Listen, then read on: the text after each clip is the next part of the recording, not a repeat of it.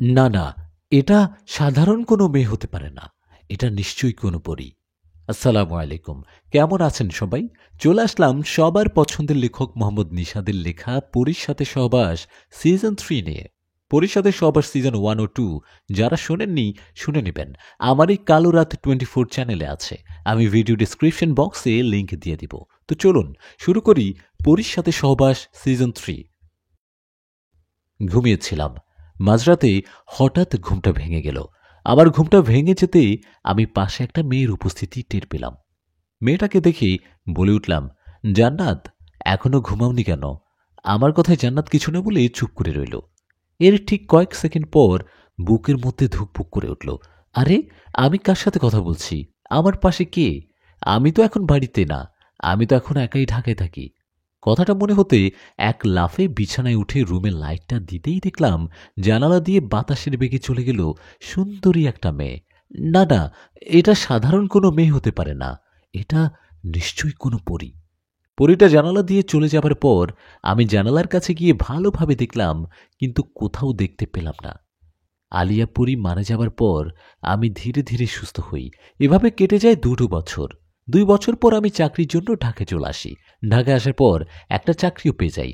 কারোর সাথে room share করতে পারি না বলে একাই একটা রুমে থাকি। আজ 2 বছর পর আবারও সমস্যা শুরু হলো। পরী জানালা দিয়ে চলে যাবার পর আমি রুমের লাইটটা জ্বালিয়ে বিছানায় এসে বসার পর বুঝতে পারলাম আমার শারীরিক কিছু পরিবর্তন। আমি বুঝতে পারলাম এই পরীটা নিশ্চয়ই আমার সাথেই সহবাস করছে। সহবাস কথাটা ভাবতেই মনে পড়ে গেল আলিয়া পরীর কথা। আলিয়া পরী আমার সাথে এমনটা করত। তাহলে কি আজ 2 বছর পর আলিয়া পরী ফিরে এসছে? না, না, এটা কিভাবে সম্ভব? আলিয়া পরীকে তো আব্দুল্লাহ হুজুরের সাথে জিনটা আমার সামনেই মেরে ফেলেছে।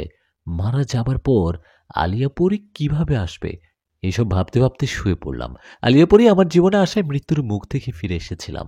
সেই পরী যদি আবার আমার জীবনে আসে তাহলে কি হবে? এসব ভাবতে ভাবতে সেই রাতটা জেগেই কাটিয়ে দিলাম। পরের দিন সকালে নাস্তা শেষে অফিসে গেলাম। অফিস থেকে ফিরলাম সন্ধ্যার দিকে।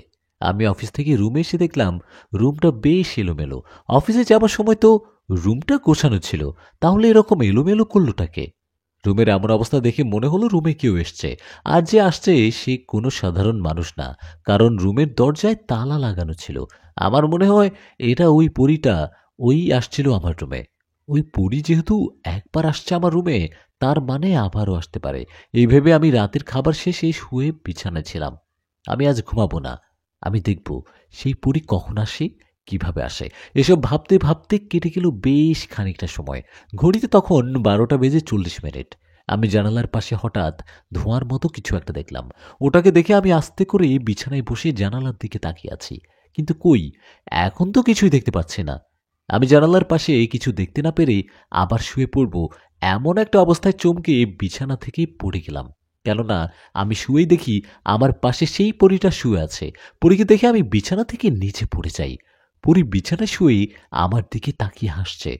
পরী যতই সুন্দর হোক না কেন, তবুও তো জিন জাতি। হঠাৎ করে নিজের পাশে জিন বা পরীকে দেখে কে না ভয় পায় বলুন?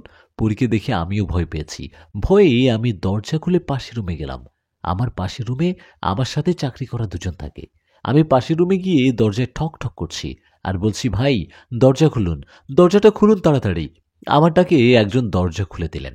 দরজা খুলতে আমি যা দেখলাম সেটা দেখার আশা আমি করিনি। আমি দেখলাম দরজা খুলে দিলাম আমি নিজেই। মানে কি, আমি আমাকেই দেখছি? এটা কিভাবে সম্ভব? নিজের চোখের সামনে নিজেকে দেখি চোখ কতলাতে থাকলাম। চোখ কসলিয়ে আমার সামনে তাকিয়ে দেখলাম আমার সামনেই পরী বসে আছে। এটা কি হচ্ছে আমার সাথে? কি দেখছি এসব? আমার এমন অবস্থা দেখে সেই পরী বলল, ভয় পাচ্ছ কেন? আসো আমার কাছে। আসো না। না, আমি তোমার কাছে যাব না। তুমি আলিয়া পরী। হ্যাঁ, আমি জানি তুমি আলিয়া পরী। আমার কথায় পরী বলল, না, না, আমি কোনো আলিয়া পরী না। ভয় পেও না। আমার কাছে আসো। কথাটা বলি পরী আমার কাছে এসে আমার হাতটা ধরলেন। পরী আমার হাত ধরতে আমি জ্ঞান হারিয়ে পড়ে গেলাম মাটিতে। আমি জ্ঞান হারানোর পর আমার সাথে কি ঘটেছে সেটা জানি না। আমার জ্ঞান ফিরে পরের দিন সকালে আমার পাশের রুমে থাকা ভাইদের ডাকে। আমার জ্ঞান ফিরতে ওরা বলল, নিশাদ, কি হয়েছে তোমার? সকালে অফিসে যাবার জন্য তোমাকে ডাকতে এসে দেখি তুমি শুয়ে আছো। তোমাকে এত করে ডাকছি, শুনছো না? কি হয়েছে তোমার? ওদের কথায় আমি বললাম, না, না, তেমন কিছু না। আমার শরীরটা তেমন ভালো না। আমি আজ অফিসে যেতে পারবো না। তোমরা যাও। আমার কথায় ওরা আর কিছু না বলে অফিসে চলে গেল। ওরা অফিসে যাবার পর আমি উঠে ফ্রেশ হয়ে বিছানায় বসে বসে ভাবতে লাগলাম, আমার সাথে এসব কি হচ্ছে? কে এই পরী? এসব ভাবতে ভাবতে আবার শুয়ে পড়লাম। শরীরটা ভালো লাগছে না। হঠাৎ আমি ফিল করলাম আমার পাশে কেউ আছে। দিনের বেলা পাশে এরকম কাউকে ফিল করায় আমি মাথা না ঘুরিয়েই বললাম, এখানে কি কেউ আছেন? কথা বলুন। আমার কথায় পাশে দেখে আওয়াজ আসলো, নিষাদ, তুমি ভয় পেও না, আমার সাথে কথা বলো। এই কথাটা শুনে আমি পাশে তাকিয়ে দেখলাম সেই পরী আমার পাশে শুয়ে আছে। পরীকে দেখে এবার ভয় নামে বিছানায় উঠে বসে ওকে বললাম, তুমি কে বলো তো? তুমি কেন আমার কাছে আসো? এটা বলো। আমার কথা সেই পরী বলল, বললে কি বিশ্বাস করবে? তোমাকে আমার ভালো লাগে, পছন্দ করি তোমাকে, তাই তোমার কাছে আসি। মিথ্যে কথা, তোমার অন্য কোনো প্ল্যান আছে। এরকম করে আলিয়া পরীও আমাকে বলতো। তুমি সত্যি করে বলো তো, কে তুমি? তুমি আলিয়া পরী নও তো? নিশ্চয়ই অন্য কোনো রূপ নিয়ে আছো। আমার কথা সেই পরী বলল, নিষাদ, বিশ্বাস করো, আমি আলিয়া পরী না। তুমি যে আলিয়া পরীর কথা বলছো, আমি ওনার বিষয় শুনেছি। উনি অনেক খারাপ ও ভয়ঙ্কর ছিলেন। কিন্তু ওকে তো তোমরা মেরে ফেলেছো। তাহলেও কিভাবে ফিরে আসবে? মানুষ হোক বা জিন, মারা যাবার পর কেউ ফিরে আসে না। পরীর কথায় ওকে বললাম, তাহলে নিশ্চয়ই তুমি আলিয়াপুরীর বোন বা মেয়ে, এরকম কিছু। পরী বলে, আরে না, আমি এসব কেউ না। আমি একটা পরী। আমার নাম হাফসা। আমি হাফসা পরী। তুমি যে পরী হও, আমার কাছে আর এসো না। আমি বিবাহিত, বউ আছে, সন্তান আছে। হাফসা পরী বলে, এতে আমার কোনো সমস্যা নেই। আমি তো মানুষ না যে এসবে আমার সমস্যা হবে। পরীরা কখনো সুন্দর অসুন্দর, বিবাহিত অবিবাহিত এসব দেখেই প্রেমে পড়ে না। তুমি বিবাহিত হলেও আমার কোনো সমস্যা নেই। তুমি এখানে একা থাকো। আমি বেশ কিছুদিন ধরে তোমাকে ফলো করি। তোমাকে আমার ভালো লাগে। আমি তোমার কোনো ক্ষতি করব না। পরীর কথায় ওকে বললাম, আমি এসবে বিশ্বাস করি না। তোমার মতলব খারাপ হতে পারে। আর একটা কথা, তুমি আমার সাথে সহবাস করছো কেন? এরকম তো আলিয়া পরী করতো আমার সাথে। হাফসা পরী বলে, না না, আমি তোমার সাথে সহবাস করিনি। তুমি হয়তো ভুল ভাবছো। তোমার স্বপ্নদোষ হয়েছে হয়তো। তুমি আমাকে ভুল বুঝো না দয়া করে। ওর কথায় আমি বললাম, আমার জীবনে অনেক ভয়ঙ্কর কিছু ঘটনা ঘটে গেছে, তাই অল্পতে ভয় পাই। তুমি দয়া করে আমাকে ছেড়ে চলে যাও। পরি বলে, তার মানে কি তুমি আমাকে ভালোবাসবে না? আমি বললাম, না, কখনো না। পরি বলে, তাহলে কিন্তু তোমার অনেক সমস্যা হবে। বড় বিপদে পড়তে না চাইলে আমাকে ভালোবাসো, এটাই ভালো হবে। পরীর কথায় অবাক হয়ে বললাম, যা হবার হবে। আমি তোমাকে ভালোবাসি না, বাসবো না কখনো। কথাটা বলে বিছানা থেকে উঠে দরজা খুলে বাইরে বের হলাম। আমার এই অবস্থা দেখে হাফসা বুড়ি চলে গেল। ও চলে যাবার পর রুমে এসে জামা কাপড় গোছাতে লাগলাম। থাকবো না আর ঢাকায়, করবো না আর চাকরি। আমি বুঝতে পারছি আমার সাথে খারাপ কিছু ঘটতে যাচ্ছে। বেঁচে থাকলে সামনে অনেক কাজ করতে পারবো। এই ভেবে জামা কাপড় গুছিয়ে বাড়িতে ফোন করলাম। বাড়িতে ফোন করে জান্নাতকে বললাম, বাড়িতে যাচ্ছি। কি কারণে যাচ্ছি সেটা বলিনি, শুধু জানিয়ে দিয়েছি বাড়িতে ফিরছি। এই বলে রেডি হয়ে অফিসে আমি একটা ফোন দেই। ফোন দিয়ে বললাম, সমস্যার কারণে আমি চাকরিটা করতে পারবো না। এই বলে আমি ঢাকা থেকে আমার গ্রামের বাড়ির দিকে রওনা করলাম। ঢাকা থেকে বাসে করে আমার গ্রামের বাড়ি যেতে হয় 7 থেকে 6 ঘন্টা লাগে। বাড়িতে পৌঁছাতে হয়তো রাত হবে, হোক যত রাত হোক। আমি আজকে বাড়িতে ফিরবো, এই ভেবে আমি বাড়ির দিকে যেতে লাগলাম। রাত তখন 10টা। 10টার দিকে আমি বাস থেকে নেমে অটোতে উঠলাম। কিন্তু অটো তো আমার বাড়ি পর্যন্ত যাবে না, কিছুটা পথ হেঁটে যেতে হবে। এসব ভাবতে ভাবতে বেশ কিছুক্ষণ পর অটো থেকে নামলাম। আমি গ্রামের বেশ কাছে চলে আসছি। 10 মিনিট হাঁটলে বাড়িতে পৌঁছে যাব। এই রাতের বেলা আর কোনো গাড়ি ঘোড়া পাবো না জানি, তাই অটো থেকে নেমে হাঁটতে লাগলাম বাড়ির দিকে। একা একা হাঁটছি। আমি হাঁটতে হাঁটতেই একটা ফাঁকা জায়গায় যেতেই বুঝতে পারলাম আমার পিছন পিছন কেউ আসছে। আমি পেছনে কারো সারা শব্দ পাচ্ছি। পিছনের সারা শব্দ পাওয়ায় আমি বুঝতে পারি হাফসা পরি নিশ্চয়ই আমার পিছনে আসছে। তাই আমি পিছনে না তাকিয়ে হাঁটতে থাকি বাড়ির দিকে। আমি আপন মনে হাঁটছি। হঠাৎ সামনের দিকেও আশেপাশে তাকিয়ে আমি অবাক হলাম, এটা কোন জায়গা? আমি কোথায়? আমি কি ভুল রাস্তায় আসলাম নাকি? জায়গাটা বেশ অদ্ভুত। এরকম একটা জায়গা দেখে আমি চিৎকার করতে লাগলাম, কিন্তু আমার চিৎকার কেউ শুনল না। এমন সময় হঠাৎ করে আমার হাতের আঙ্গুলে কে জানি কামড় দিল। আমি কামড়ের আঘাতে আঙ্গুলের দিকে তাকিয়ে দেখলাম ছোট 2টা বাচ্চা, খুব ভয়ঙ্কর দেখতে। ওরা আমার আঙ্গুল কামড়ে ধরছে। ওদেরকে দেখে ভয়ে একটা চিৎকার দিয়ে সেখান থেকে দৌড়াতে লাগলাম। কিন্তু কোথায় যাব, কোন দিকে যাব বুঝতে পারছি না। এদিকে পিছন থেকে সেই ভয়ঙ্কর বাচ্চা দুটো আমার পিছনে দৌড়াচ্ছে। এমন অবস্থায় আমি দৌড়াতে দৌড়াতে এমন একটা জায়গায় যেতে দেখলাম আমার সামনে হাফসা পরি দাঁড়িয়ে আছে। হাফসাকে দেখে আমি থেমে গেলাম। এদিকে হাফসাকে দেখে পিছনে থাকা সেই বাচ্চা দুটো চলে গেল। আমি পুরীকে সামনে থেকে দেখে হাঁপাতে হাঁপাতে জিজ্ঞেস করলাম, এই আমি কোথায়? এটা কোন জায়গা? আমার কথায় পুরী বলল, তুমি আমাদের জিন রাজ্যে। আমি তোমার মাঝে মায়া সৃষ্টি করে তোমাকে এখানে নিয়ে আসছি। কেন এখানে নিয়ে আসছো? আমাকে বাড়িতে রেখে আসো। আমি বাড়িতে যাব। ভয় করছে আমার। আমার কথায় পুরী বলল, আমাকে ভালো না বাসলে এরকম নানা অদ্ভুত ঘটনা ঘটবে তোমার জীবনে। কথাটা বলে হাফসা পরি আমার হাতটা ধরলেন। ও আমার হাতটা ধরার সাথে সাথে আমি জ্ঞান হারিয়ে ফেললাম। আমার যখন জ্ঞান ফেরে তখন আমি দেখলাম আমার সামনে জান্নাত ও মা বাবা দাঁড়ানো, আর আমার ছেলে লাবিও আমাকে বাবা বাবা বলে ডাকছে। আমার জ্ঞান ফিরতে আমি মা বাবাকে বললাম, বাবা, আমি এখানে কিভাবে এলাম? আমি তো জিনদের রাজ্যে ছিলাম। আমার কথায় বাবা বললেন, কি বলিস তুই? জিনদের রাজ্যে ছিলি মানে? তোকে তো আমরা ওই ৩ রাস্তার মোড়ে জ্ঞান হারানো অবস্থায় পেলাম। সেই সকালবেলা ফোন করে জানালি বাড়িতে আসছিস। এদিকে অনেক রাত হবার পরও যখন দেখলাম বাড়িতে ফিরছিস না, আর তোর ফোনও বন্ধ, তখন তোকে খুঁজতে গিয়ে দেখলাম তুই ওখানে পড়ে আছিস। বাবার কথায় বুঝতে পারলাম পুরি হয়তো আমাকে ওখানে রেখে গেছে। আমি বাবার কথা শুনে ওনাদের সব ঘটনা খুলে বললাম। সব শুনে ওদের মাথায় যেন আকাশ ভেঙে পড়ল। সব ওরা বাবা বলল, কি কি তোর কাছে আবারও পরি আসে? এটা আবার আলিয়াপুরি নয় তো? আমিও তো বলি আলিয়াপুরি না, ওর নাম নাকি হাফসাপুরি। হাফসাপুরীর নামটা শুনে জান্নাত বলল, হাফসাপুরি? আমি এই নামটা কোথায় যেন শুনেছি। জান্নাতের কথায় বাবা বললেন, এই হাফসাপুরি আবার কি? ও, আলিয়াপুরীর পরিচিত কেউ নয় তো আবার? আমি সেটাই তো জানি না বাবা, তবে সন্দেহ তো ওর থেকেই যায়। আমার কথায় বাবা বললেন, রাত তো অনেক হয়েছে, এখন তো কোথাও যাওয়া যাবে না। তুই রাতের খাবার খেয়ে ঘুমা। কাল সকালে কোনো হুজুর বা কবিরাজের বাড়িতে গেলেই জানা যাবে আসল রহস্য। বাবার কথায় রাতের খাবার শেষে ঘুমিয়ে গেলাম। আমি ঘুমানোর পর সেই রাতে একটা অদ্ভুত ও ভয়ঙ্কর স্বপ্ন দেখলাম। আমি দেখলাম একটা অবয়ব, মানে জিন বা পরি হবে, ওর মুখটা দেখা যায় না। সেই অবয়বটা জান্নাতকে ধরে টেনে কোথায় যেন নিয়ে যাচ্ছে। সেই অবয়বটার হাত থেকে বাঁচতে জান্নাত ছটফট করছে। এরকম একটা স্বপ্ন দেখে ঘুম ভেঙে যায় আমার। আমার ঘুম ভেঙে যেতে দেখলাম সকাল হয়ে গেছে। সকাল হতেই মা বাবার কাছে আরে একটা অদ্ভুত ঘটনা শুনলাম। আমার মতো মা বাবাও স্বপ্ন দেখছে একটা অবয়ব জান্নাতকে ধরে টেনে কোথায় যেন নিয়ে যাচ্ছে। মানে কি, একই রকম স্বপ্ন তিনজনই দেখলাম কিভাবে? তিনজনই একই স্বপ্ন দেখায় আমি জান্নাতকে জিজ্ঞেস করলাম, তুমি কি কিছু দেখেছো? আমার কথায় জান্নাত বলল, হ্যাঁ, দেখেছি। আমি দেখলাম একটা অবয়ব আমাকে ডাকছে, কিন্তু কাছে আসছে না। এসব কি হচ্ছে? এক পরিবারের ৪ জন স্বপ্ন দেখলাম। এটা কিসের নিশানা? সামনে ভয়ঙ্কর কিছু ঘটতে যাচ্ছে নিশ্চয়ই। বেশি কিছু যেন না ঘটে, তার আগে এর কারণ জানতে হবে। এভাবে সকালের খাবার খেয়ে জান্নাত ও আমি চলে গেলাম একজন কবিরাজের কাছে। আমরা কবিরাজের কাছে যাবার পর ওনাকে সব কিছু খুলে বললাম। সব শুনে কবিরাজ কিছুক্ষণ সময় চাইলেন।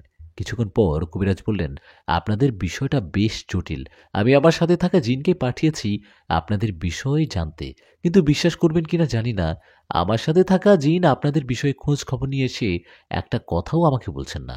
আমি ওকে জিজ্ঞেস করলাম, কি হয়েছে, আর কেন ওদের বিষয়ে কিছু বলছো না? তখন আমার সাথে থাকা জিন বললেন, ওদের বিষয়ে বলতে মানা আছে। ওরা স্বপ্নে কাকে দেখছে, কেন দেখছে, এসব কিছুই বলতে পারবো না। আমি যদি একটু বলি তাহলে আমাকে ধরে নিয়ে গিয়ে শাস্তি দেওয়া হবে। কবিরাজের মুখে কথাটা শুনে ভয়টা যেন বেড়েই গেল। কে এমন যার ব্যাপারে অন্য জিনেরা খোঁজ নিয়ে এসেও বলতে পারছে না? এদিকে কবিরাজ আমাদেরকে বললেন, আপনারা এখন চলে যান। আমি দুঃখিত আপনাদের বিষয়ে কিছু না জানাতে পেরে। আপনারা সাবধান থাকবেন। আমি বিষয়টা ভালো দেখছি না। পারলে বড় কোনো হুজুর বা কবিরাজ দেখাতে পারেন। কবিরাজের কথায় বাড়িতে চলে গেলাম। বাড়িতে যাবার পর মা বাবাকে সব বলায় ওরা শুনেও অবাক হলেন। আমরা গতরাতে কাকে স্বপ্নে দেখলাম? আমার কথা শুনে বাবা বললেন, তাহলে উপায় কি? আমি বরং কালকে বড় কোনো হুজুর বা কবিরাজের খোঁজ করি। আমাদের তে জানতেই হবে এগুলোর মানে কি, নইলে পরে বড় কোনো সমস্যা হবে। বাবার কথায় রাজি হয়ে ঘরে চলে গেলাম। সেদিন দিনের বেলা আর কোনো সমস্যা হলো না। সন্ধ্যার দিকে আমি বাজার থেকে বাড়িতে ফিরছিলাম। তখন হঠাৎ হাফসা পরি আমার কাছে আসলেন। হাফসা এসে আমাকে উদ্দেশ্য করে বলল, কেমন আছো নিশাদ? ওর কথার জবাবে আমি বললাম, ভালো না। কেন ভালো না তুমি সেটা জানো? গতকাল রাতে আমি, মা, বাবা সবাই একই রকম স্বপ্ন দেখছি। আমরা দেখি একটা অবয়ব জান্নাতকে ধরে নিয়ে যাচ্ছে। সেই অবয়বটা কি তুমি ছিলে? বলো, সত্যি করে বলো। আমার কথায় হাফসা পরি বলল, না, ওটা আমি না। আমি কেন তোমার বউয়ের সাথে এসব করতে যাব? কেননা তুমি আমাকে ভালোবাসো। তুমি চাও জান্নাতের ক্ষতি হোক। বলো, এসবের পিছনে তোমার হাত নেই তো? হাফসা বলে, না, এসব আমি করিনি। জিনপরি তো আমি একাই না, আমার মতো আরও অনেকেই আছে, তাই না? তোমাদের হয়তো অন্য কেউ স্বপ্ন দেখিয়েছে। আমি বললাম, কে সে? তার নাম বলো। তুমি তো পড়ি, তুমি নাকি আমাকে ভালোবাসো। তাহলে আমার হয়ে এই খবরটা বলো, কেন আমরা এই স্বপ্নটা দেখলাম? আমার কথায় আফসাপুরি বলল, ঠিক আছে, তুমি যেহেতু এত করে বলছো, আমি খোঁজ নিয়ে জানাবো তোমাকে। তুমি এখন বাসায় যাও, আমি কালকে তোমার সাথে দেখা করে সব বলবো, ঠিক আছে? কথাটা বলে বাতাসে মিলে গেলেন পরি। ওর চলে যাবার পর আমি বাড়িতে চলে আসলাম। আগের রাতে সমস্যা হয়েছে, তাই এই রাতেও ভয়ে ভয়ে ঘুমিয়ে গেলাম। আমি ঘুমানোর পর আগের রাতের মতো ঠিক একই স্বপ্ন দেখলাম। আমি দেখলাম একটা অবয়ব জান্নাতকে জোর করে টেনে কোথায় যেন নিয়ে যাচ্ছে। এরকম একটা স্বপ্ন দেখে আমার ঘুম ভেঙে যেতে পাশে তাকিয়ে দেখলাম জান্নাত নেই। জান্নাতকে পাশে না দেখে এক লাফে উঠে ওকে খুঁজতে লাগলাম। কিন্তু ঘরের তো দরজা দেয়া, ভিতর থেকে দরজা দেয়া, তাহলে ও গেল কোথায়? জান্নাতকে রুমে খুঁজে না পেয়ে মা বাবাকে ডাকতে যাব, তার আগেই মা বাবা আমার কাছে আসলেন। বাবা মা আসায় আমি দরজা খুলে ওদের বললাম, বাবা, সর্বনাশ হয়ে গেছে। আমি আজকে ওই স্বপ্নটা দেখেছি। স্বপ্নটা দেখে ঘুম ভেঙে যেতেই দেখলাম জান্নাত পাশে নেই। জান্নাত পাশে নেই শুনে বাবা মা অবাক হয়ে বললেন, আমরাও ঠিক একটু আগে ঠিক একই স্বপ্ন দেখেছি। আমাদের স্বপ্ন সত্যি হলো কি করে? কথাটা বলে বাবা লাইট হাতে সব জায়গায় খুঁজতে লাগলেন। এদিকে আমিও খুঁজতে লাগলাম পাগলের মতো, কিন্তু জান্নাতকে কোথাও পেলাম না। রাতে অনেক খুঁজেছি, কিন্তু কোথাও পাইনি।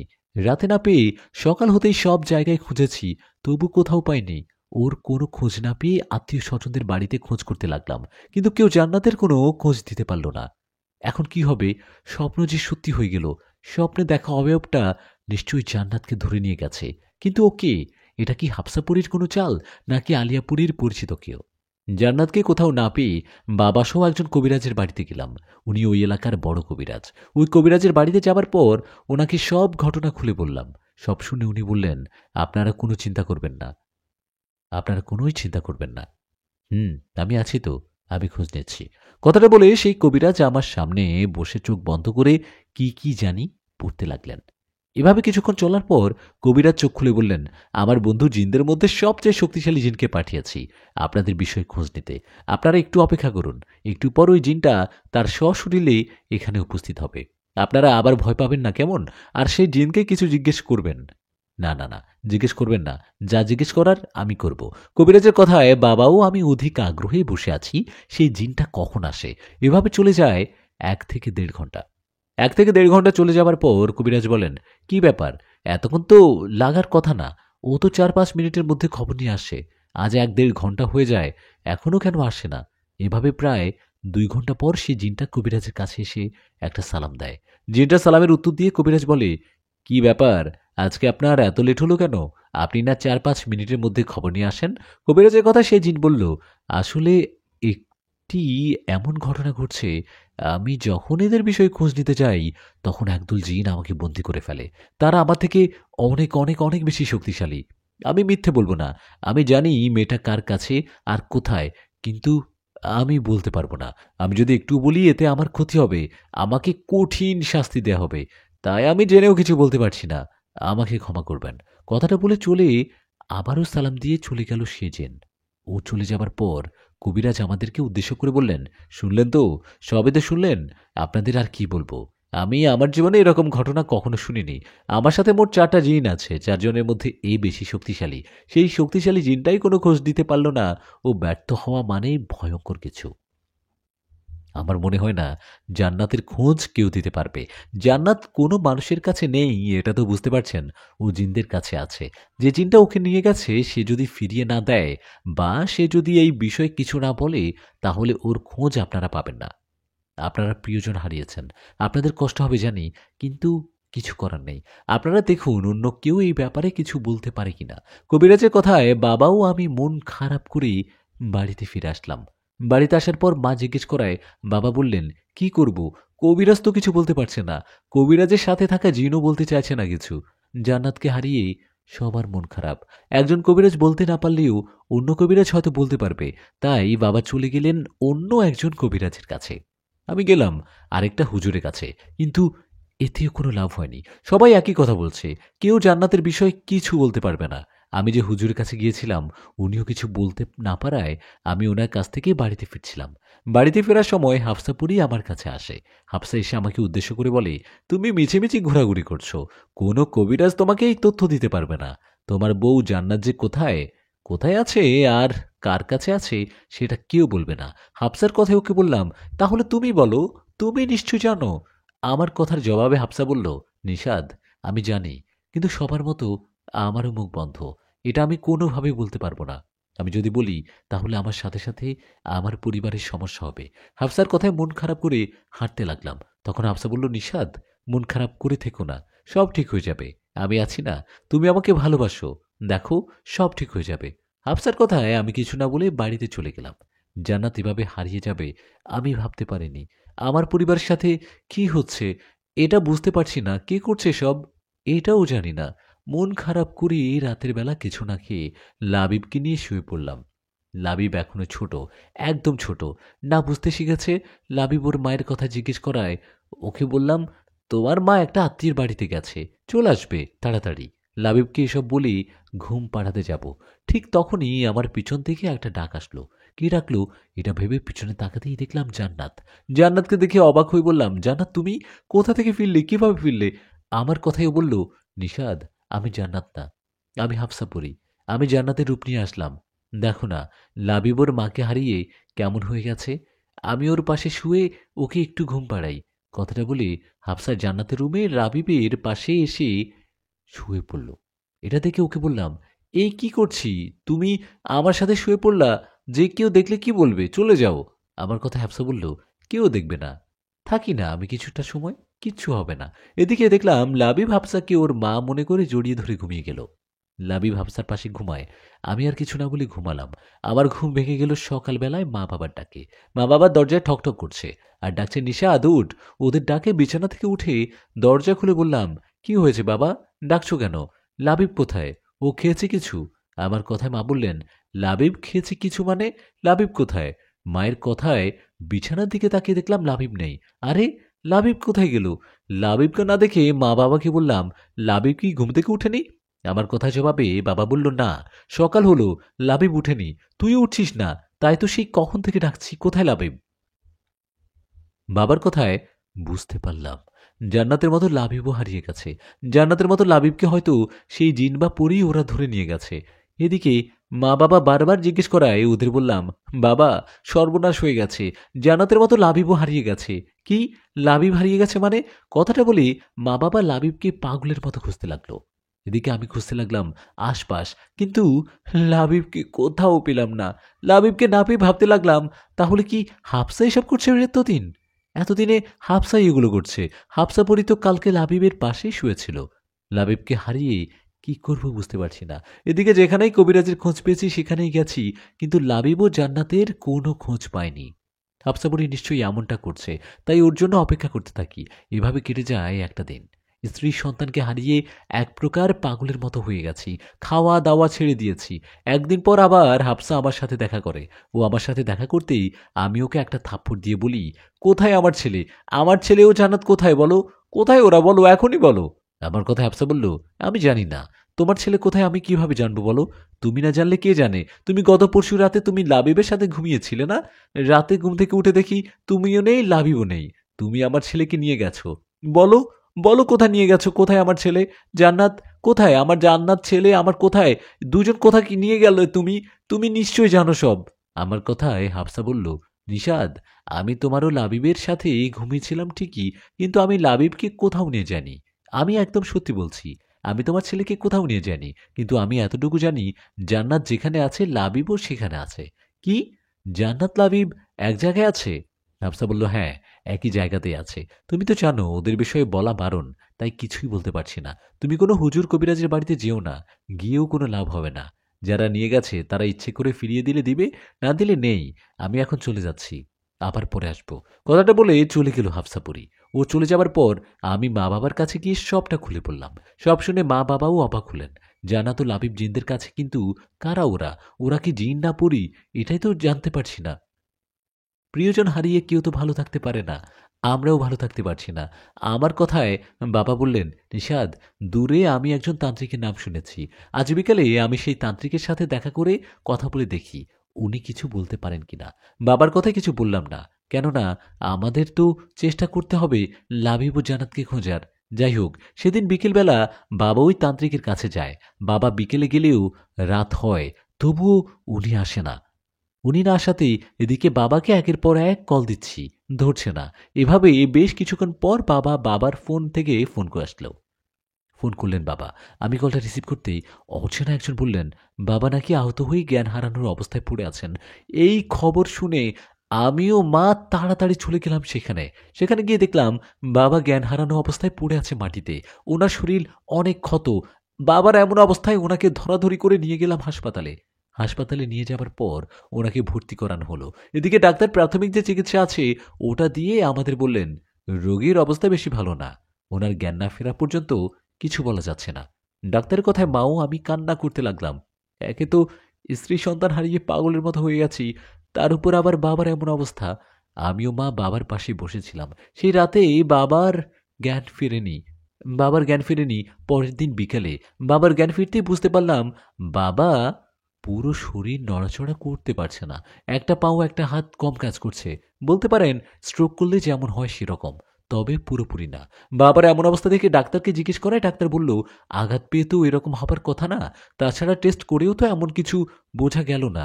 এদিকে বাবা আমাকে বললেন, নিশাদ, আমাকে বাড়িতে নিয়ে চল। বাবার কথায় হাসপাতাল থেকে বাবাকে নিয়ে বাড়িতে আসলাম। বাড়িতে আসার পর বাবা বললেন, নিশাদ, জানিস ডাক্তার কিছু বলতে পারল না কেন? কারণ আমি এমনি এমনি আহত হইনি, আমাকে আহত করা হয়েছে। বাবার কথায় অবাক হয়ে বললাম, কি কি বলো বাবা? তোমাকে কে আহত করলো? খুলে বলো তো। বাবার কথায় বাবা একটা অবাক করা ভয়ঙ্কর ঘটনা আমাকে শেয়ার করলো। বাবা বলল, আমি সেই তান্ত্রিকের বাড়িতে যাবার পর ওনাকে সব কিছু খুলে বলি। সব শুনে উনি সবার মতো কিছুই বলতে চাইলেন না, কিন্তু পরে ওনাকে অনেক টাকা অফার করার পর উনি বলেন, ঠিক আছে, আপনি বাড়িতে যান, আমি 2 দিন পর যাব আপনার বাড়ি, তখন গিয়ে সব বলবো। তান্ত্রিকের কথায় আমি সেখান থেকে বাড়িতে চলে আসছিলাম, কিন্তু পথে আমার সামনে এসে দাঁড়ায় একটা বিশাল অবয়ব। ওই অবয়বটাকে দেখে ভয়ে যে কেউ জ্ঞান হারাবে, আমি ওটাকে দেখে ভয়ে দাঁড়িয়ে যাই। তখন ওটা আমাকে উদ্দেশ্য করে বলে, আমি এসেছি, বাঁচবি না, কেউ বাঁচবি না, তোদের বংশের কাউকে ছাড়বো না আমি। অবয়বটার মুখে কথাটা শুনে আমি বুঝতে পারি আমার সাথে খারাপ কিছু ঘটতে চলেছে। এই ভেবে আমি সেখান থেকে দৌড়ে পালাতে যাই। ঠিক তখনই সেই অবয়বটা আমাকে ধরে আঘাত করতে থাকে। সেই অবয়বের আঘাতে মনে হচ্ছে আমি মারা যাব। আমাকে আঘাত করার সময় সেই পথ দিয়ে 2জন লোক আসে, আর তখনই সেই অবয়বটা আমাকে শূন্যে তুলে একটা আছাড় মেরে চলে যায়। এদিকে তো আমি জ্ঞান হারিয়ে ফেলি। তারপর কি হয়েছিল আমি জানি না। বাবার কথায় অবাক হয়ে জিজ্ঞেস করলাম, এটা আবার কোন অবয়ব? বাবা, তোমার কি মনে হয় ও কোনো পরী না জিন? আমার কথার জবাবে বাবা বললেন, আমার যতদূর মনে হয় ও একটা জিন, আর খুবই ভয়ঙ্কর জিন। বাবার কথায় চিন্তিত হয়ে পড়লাম, কোনো জিন আবার লাগলো আমাদের পিছনে। বাবা অসুস্থ, তাই এসব বিষয়ে বেশি আলোচনা না করে বাবাকে রেস্ট করতে বলে চলে গেলাম বাহিরে। আমার পরিবারের সাথে এসব কি হচ্ছে কিছুই বুঝতে পারছি না। আমি একদম ভালো নেই। মন খারাপ করে বাহিরে বসে আছি। তখন হাফসা আমার কাছে আসলো। হাফসা এসে বলল, নিশাদ, আমার দিকে তাকাও। চলো, তোমাকে একটা জায়গায় যেতে হবে। তোমাকে নিয়ে যাব। চলো না, আমার সাথে যাবে? হাফসার কথা জবাবে ওকে বললাম, কোথায় যাব আমি? আমি কোথাও যেতে পারবো না। বাবা অনেক অসুস্থ। আরে, সেই জন্যই তো বলছি আসো। নিশাদ, আমি ভাবতে পারিনি তোমাদের পরিবারের সাথে এরকম একটা জিনিস শত্রুতা হবে। তোমাদের অবস্থা খুব খারাপ। আমি একজন হুজুরের সন্ধানে জানি, তুমি ওনার কাছে গেলে তোমাদের সাথে কি হচ্ছে এসব জানতে পারবা। তোমার বাবাকে কে আক্রমণ করছে এটা জানতে পারবা। পুরীর কথায় ওকে বললাম, সত্যি তো, নাকি কোনো ছাল চালছো? কোথায় সেই হুজুরের বাড়ি, ঠিকানা বলো। আমার কথায় পরি বলল, আমি সত্যি বলছি, আর সেই হুজুরের বাড়ি একটু দূরে। তুমি আমার সাথে চলো, দুজনে কথা বলতে বলতে যাই। তোমার একা যাওয়া যাবে না, সমস্যা হতে পারে। হাফসাপুরীর কথায় রাজি হয়ে দুজনে হাঁটতে লাগলাম সেই হুজুরের বাড়ির উদ্দেশ্যে। আমরা সেই হুজুরের বাড়ির দিকে যেতে যেতে রাত হয়ে আসছিল। হুজুরের বাড়ি যাওয়াটা রাস্তাটা ফাঁকা, নিরিবিলি। আমরা দুজনে হাঁটছি। হাঁটতে হাঁটতে একটা বাগানের কাছে যেতেই পিছন থেকে হঠাৎ একজন লোক এসে হাফসাপুরীর চারিদিকে একটা গোল বৃত্ত এঁকে হাসতে হাসতে বললেন, বন্দি করেছি, এখন কোথায় পালাবি? ওনার কথায় আমি বললাম, এই, আপনি কে? কি করছেন? আমার কথায় সেই লোকটা বললেন, এই ছেলে তুমি চলে যাও। তুমি কি জানো তোমার সাথে এই মেয়েটা কে? এই মেয়েটা একটা পরী। তুমি ভাবছো ও সাধারণ কোনো মেয়ে? আমি একজন কবিরাজ। আমি একে বন্দি করেছি। ওনার কথায় আমি বললাম, এই ছাড়ুন ওকে। আমি জানি ও একটা পরী। ছাড়ুন, ঝামেলা করিয়েন না। ও একটা কাজে, আমি আর ও মিলে একটা জায়গায় যাচ্ছি। আমার কথা সেই কবিরাজ বললেন, না না, আমি এত সহজে ওকে ছাড়ব না। ওকে আমি বন্দি করব। কথাটা বলে কবিরাজ একটা বোতল হাতে নিলেন। এমন অবস্থা দেখে আমি কবিরাজের উপরে ঝাঁপিয়ে পড়লাম। শুরু হলো কবিরাজ ও আমার মধ্যে মারামারি। দুজনের মারামারির এক পর্যায়ে আমি দৌড়ে গিয়ে হাফসাপুরি বন্দী হওয়া ওই গোল বৃত্তটা পা দিয়ে মুছে ফেলি। আর সাথে সাথে হাফসা সেখান থেকে মুক্ত হয়। হাফসা মুক্ত হবার পর রেগে গিয়ে সেই কবিরাজকে ঠাস করে একটা থাপ্পড় মারে। থাপ্পড় খেয়ে সেই কবিরাজ মাটিতে পড়ে যায় আর জীবন বাঁচাতে সেখান থেকে পালিয়ে যায়। কবিরাজ পালানোর পর হাফসা আমার কাছে এসে বলে, নিশাদ, তুমি ঠিক আছো তো? হ্যাঁ হ্যাঁ, আমি ঠিক আছি। তুমি ঠিক আছো তো? চলো, রাত গভীর হয়ে যাচ্ছে, সেই হুজুরের বাড়িতে যাই, চলো। এই বলে আবারও হাঁটতে লাগলাম। হাঁটার সময় হাফসা আমাকে উদ্দেশ্য করে বলল, নিশাদ, আজ তোমার জন্য আমি বেঁচে গেলাম। তুমি আমাকে আজ বড় একটা কঠিন বিপদ থেকে রক্ষা করলে। তুমি আমাকে বাঁচালে। তুমি অনেক ভালো। এই কবিরাজ, এই দুষ্টু কবিরাজ, ও আমাকে বন্দি করে নানা রকম খারাপ কাজ করাতো। হাফসার কথায় ওকে বললাম, হাফসা, সৃষ্টিকর্তা কারো না কারো উসিলায় আমাদেরকে বাঁচায়। তাই যে কোনো বিপদ থেকে বাঁচার পর সৃষ্টিকর্তার শুকরিয়া আদায় করা উচিত। তা যাই হোক, আর কত দূর, সেই হুজুরের বাড়ি কোথায়? আমার কথায় হাফসা বলল, ওই যে একটা ছোট বাড়ি দেখতে পাচ্ছ, ওটা সেই হুজুরের বাড়ি। আমি তো একটা পড়ি, আমি ওখানে যেতে পারবো না। তুমি যাও, যাও, গিয়ে ওনাকে সব ঘটনা খুলে বলো। আশা করি উনি তোমাকে সব ঘটনা খুলে বলবে। আমি ওখানেই আছি, তুমি যাও। পরী কথায় আমি চলে গেলাম হুজুরের বাড়িতে। হুজুরের বাড়িতে যাবার পর দেখলাম দরজা লাগানো, ঘরের ভিতর থেকে আলো আসছে। আমি সেখানে যাওয়ার পর ডাকতে লাগলাম, হুজুর কি বাড়িতে আছেন?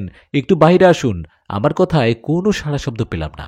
কোনো সাড়া শব্দ না পেয়ে আবারও ডাক দিলাম। আমার ডাকে এবার একজন বোরকা পরিহিত একটা মহিলা বেরিয়ে বলল, আসসালামু আলাইকুম। আপনি কে? কাকে চাচ্ছেন? সে মহিলার সালামের উত্তর দিয়ে ওনাকে বললাম, হুজুর বাড়িতে নেই, আমি ওনার কাছে আসছি, ওনার খুব দরকার। আমার কথায় সেই মহিলা জানালেন, হুজুর তো বাড়িতে নেই, উনি একটা কাজে বাইরে গেছেন, ফিরবেন 2-3 দিন পরে। ওনার কথায় মনটা খারাপ হয়ে গেল। হুজুর বাড়িতে নেই, রাতের বেলা কষ্ট করে আসলাম, ওনার দেখা পেলাম না। হুজুরের দেখা না পেয়ে সেই মহিলাকে বললাম, ঠিক আছে, আমি 2-3 দিন পরে আসব। কথাটা বলি আমি সেখান থেকে চলে বাইরে আসলাম। বাইরে এসে দেখলাম হাফসা পরী দাঁড়িয়ে আছে। হাফসার কাছে গিয়ে বললাম, কাজ হলো না হাফসা, হুজুর বাড়িতে নেই, চলো বাড়িতে ফিরতে হবে।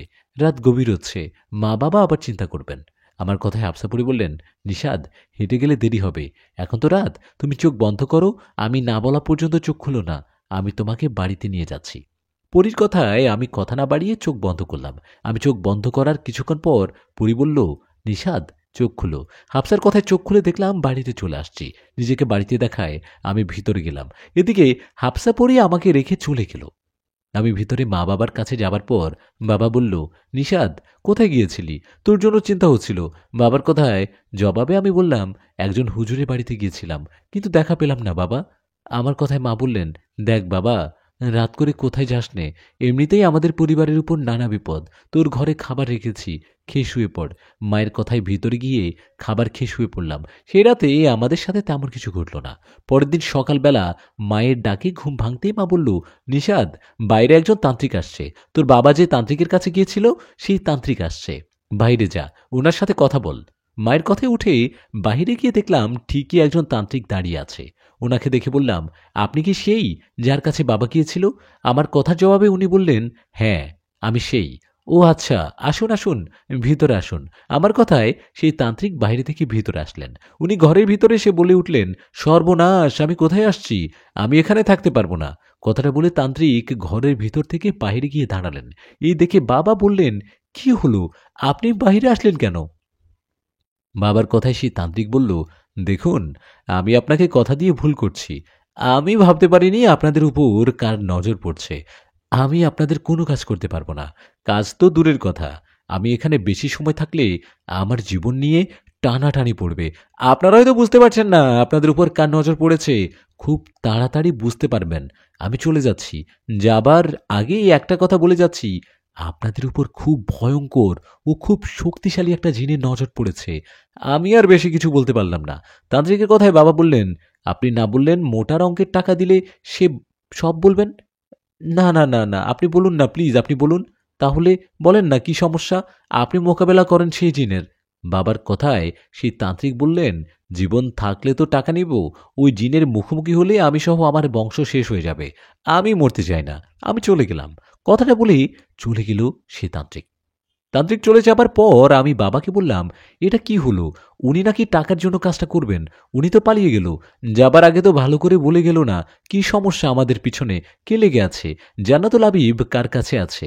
আমার কথায় বাবা বললেন, উনি তো বলছিল, কিন্তু এখানে এসে ভয় পালিয়ে যাবে কেন, কে জানে। বাবার কথায় ওনাকে বললাম, আচ্ছা বাবা, তোমার কি মনে আছে আব্দুল্লাহ হুজুরের কথা, যে আব্দুল্লাহ হুজুরও তার সাথে থাকা জিন আলিয়াপুরি ও আলিয়াপুরীর ওস্তাদ জিনকে মেরে ফেলেছে? ওনার বাসা কোথায় সেটা কি জানো? আমার কথায় বাবা বললেন, না আমি তো জানি না, আমরা তো ওনার কাছে যাইনি, উনি নিজেই আসছেন আমাদের বাড়িতে। আমার মনে হয় উনিই বলতে পারবেন কি সমস্যা। একমাত্র উনি ছাড়া আমাদের সমস্যার কথা কেউ বলতে পারবে না। কিন্তু ওনাকে পাবোটা কোথায়? ওনার বাসা ঠিকানা তো সঠিকভাবে জানিও না। বাবার কথায় আমি বললাম, খুঁজতে হবে। আমি কালকে আমাদের এলাকায় যত মাদ্রাসা আছে সব মাদ্রাসায় গিয়ে খবর নিব, দেখব কেউ ওনার কথা বলতে পারে কিনা। কথাটা বলে রুমে চলে গেলাম আমি। আমি রুমে যাবার পর শুয়ে পড়লাম। ভালো লাগছে না। ঘরে আসলে ঘরটা কেমন জানি খালি খালি লাগে। জান্নাতুল হাবিব নেই। আজ কয়দিন হলো ওরা কোথায় আছে, কার কাছে আছে, কিচ্ছুই জানি না। এইসব ভাবলে মনের অজান্তে চোখের খুনে পানি চলে আসে। যাই হোক, সেদিনটা আর কোথাও যায়নি। দিনটা ওভাবেই কেটে গেল। সেদিন রাতের ঘটনা, মধ্যরাতের হঠাৎ আমার ঘুম ভেঙে গেল অন্যরকম একটা আওয়াজে। আওয়াজটা পেয়ে আমার ঘুম ভেঙে যাওয়ার পর আমি বুঝতে পারলাম আমার রুমের বাইরে কেউ ঘুরছে। একজন না, অনেকের হাঁটাচলা ও কথার আওয়াজ।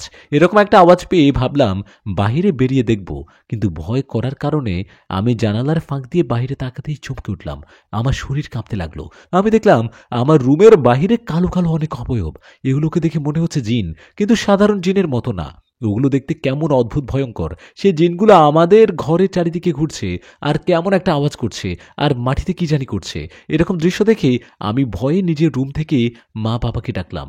আমার ডাকে বাবা বলল, নিষাদ কি হয়েছে? বাবার কথায় আমি বললাম, বাবা মা কোথায়? বাহিরে কিছুর আওয়াজ পাচ্ছ? মাকে বলো বাইরে যেন বের না হয়, বাইরে ভয়ঙ্কর কিছু দেখতে পাচ্ছি।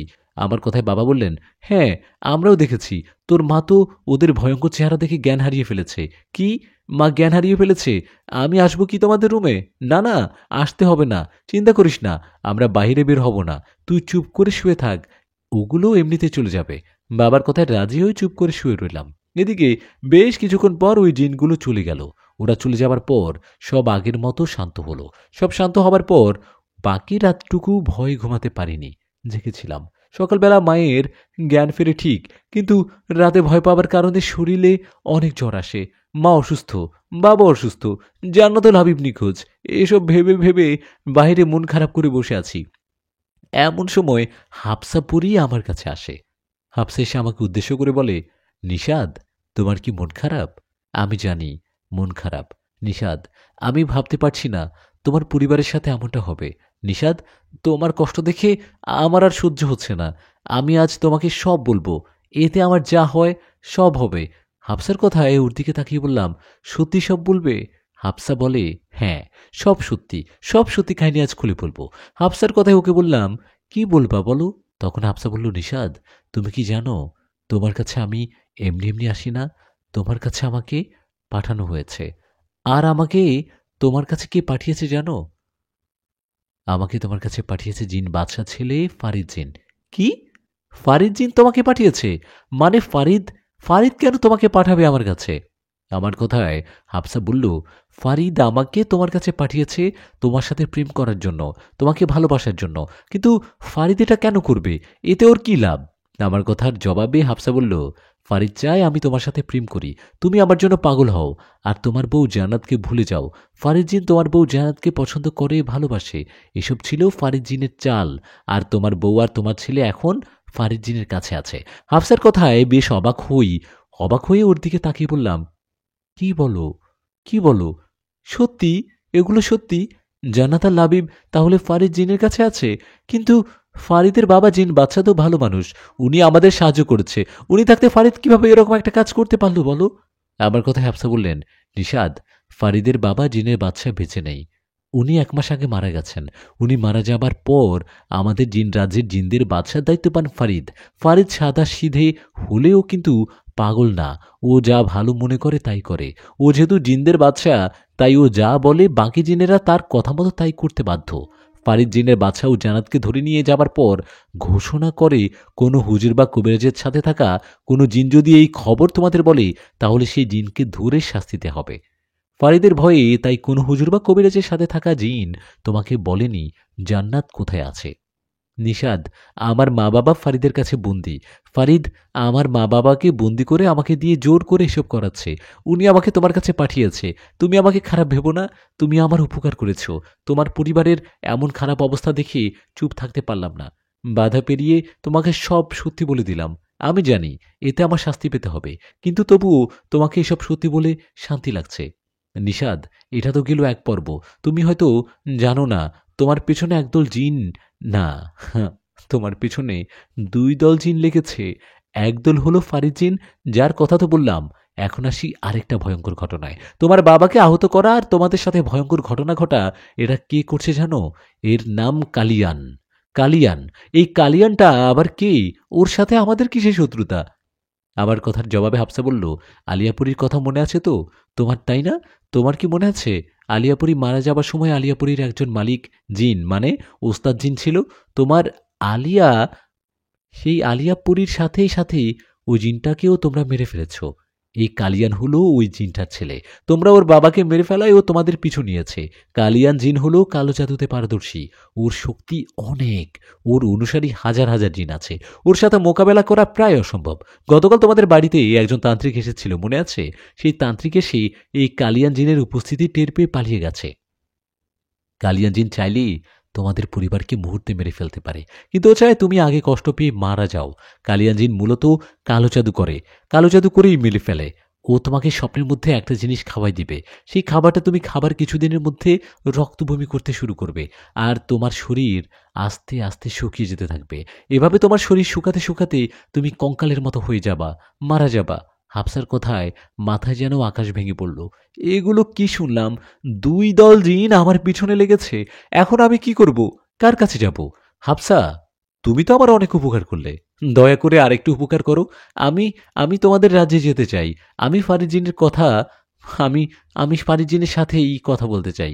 হাফসা, হাফসা বলে, এতে কোনো লাভ হবে না। ফারিদা তো সহজে তোমার বউকে ছাড়বে না। তাহলে উপায় কি হাফসা? কিভাবে জান্নাতুল আবিবকে ফিরে পাবো? তুমি তো একটা পরী। তুমি নিশ্চয় জানো।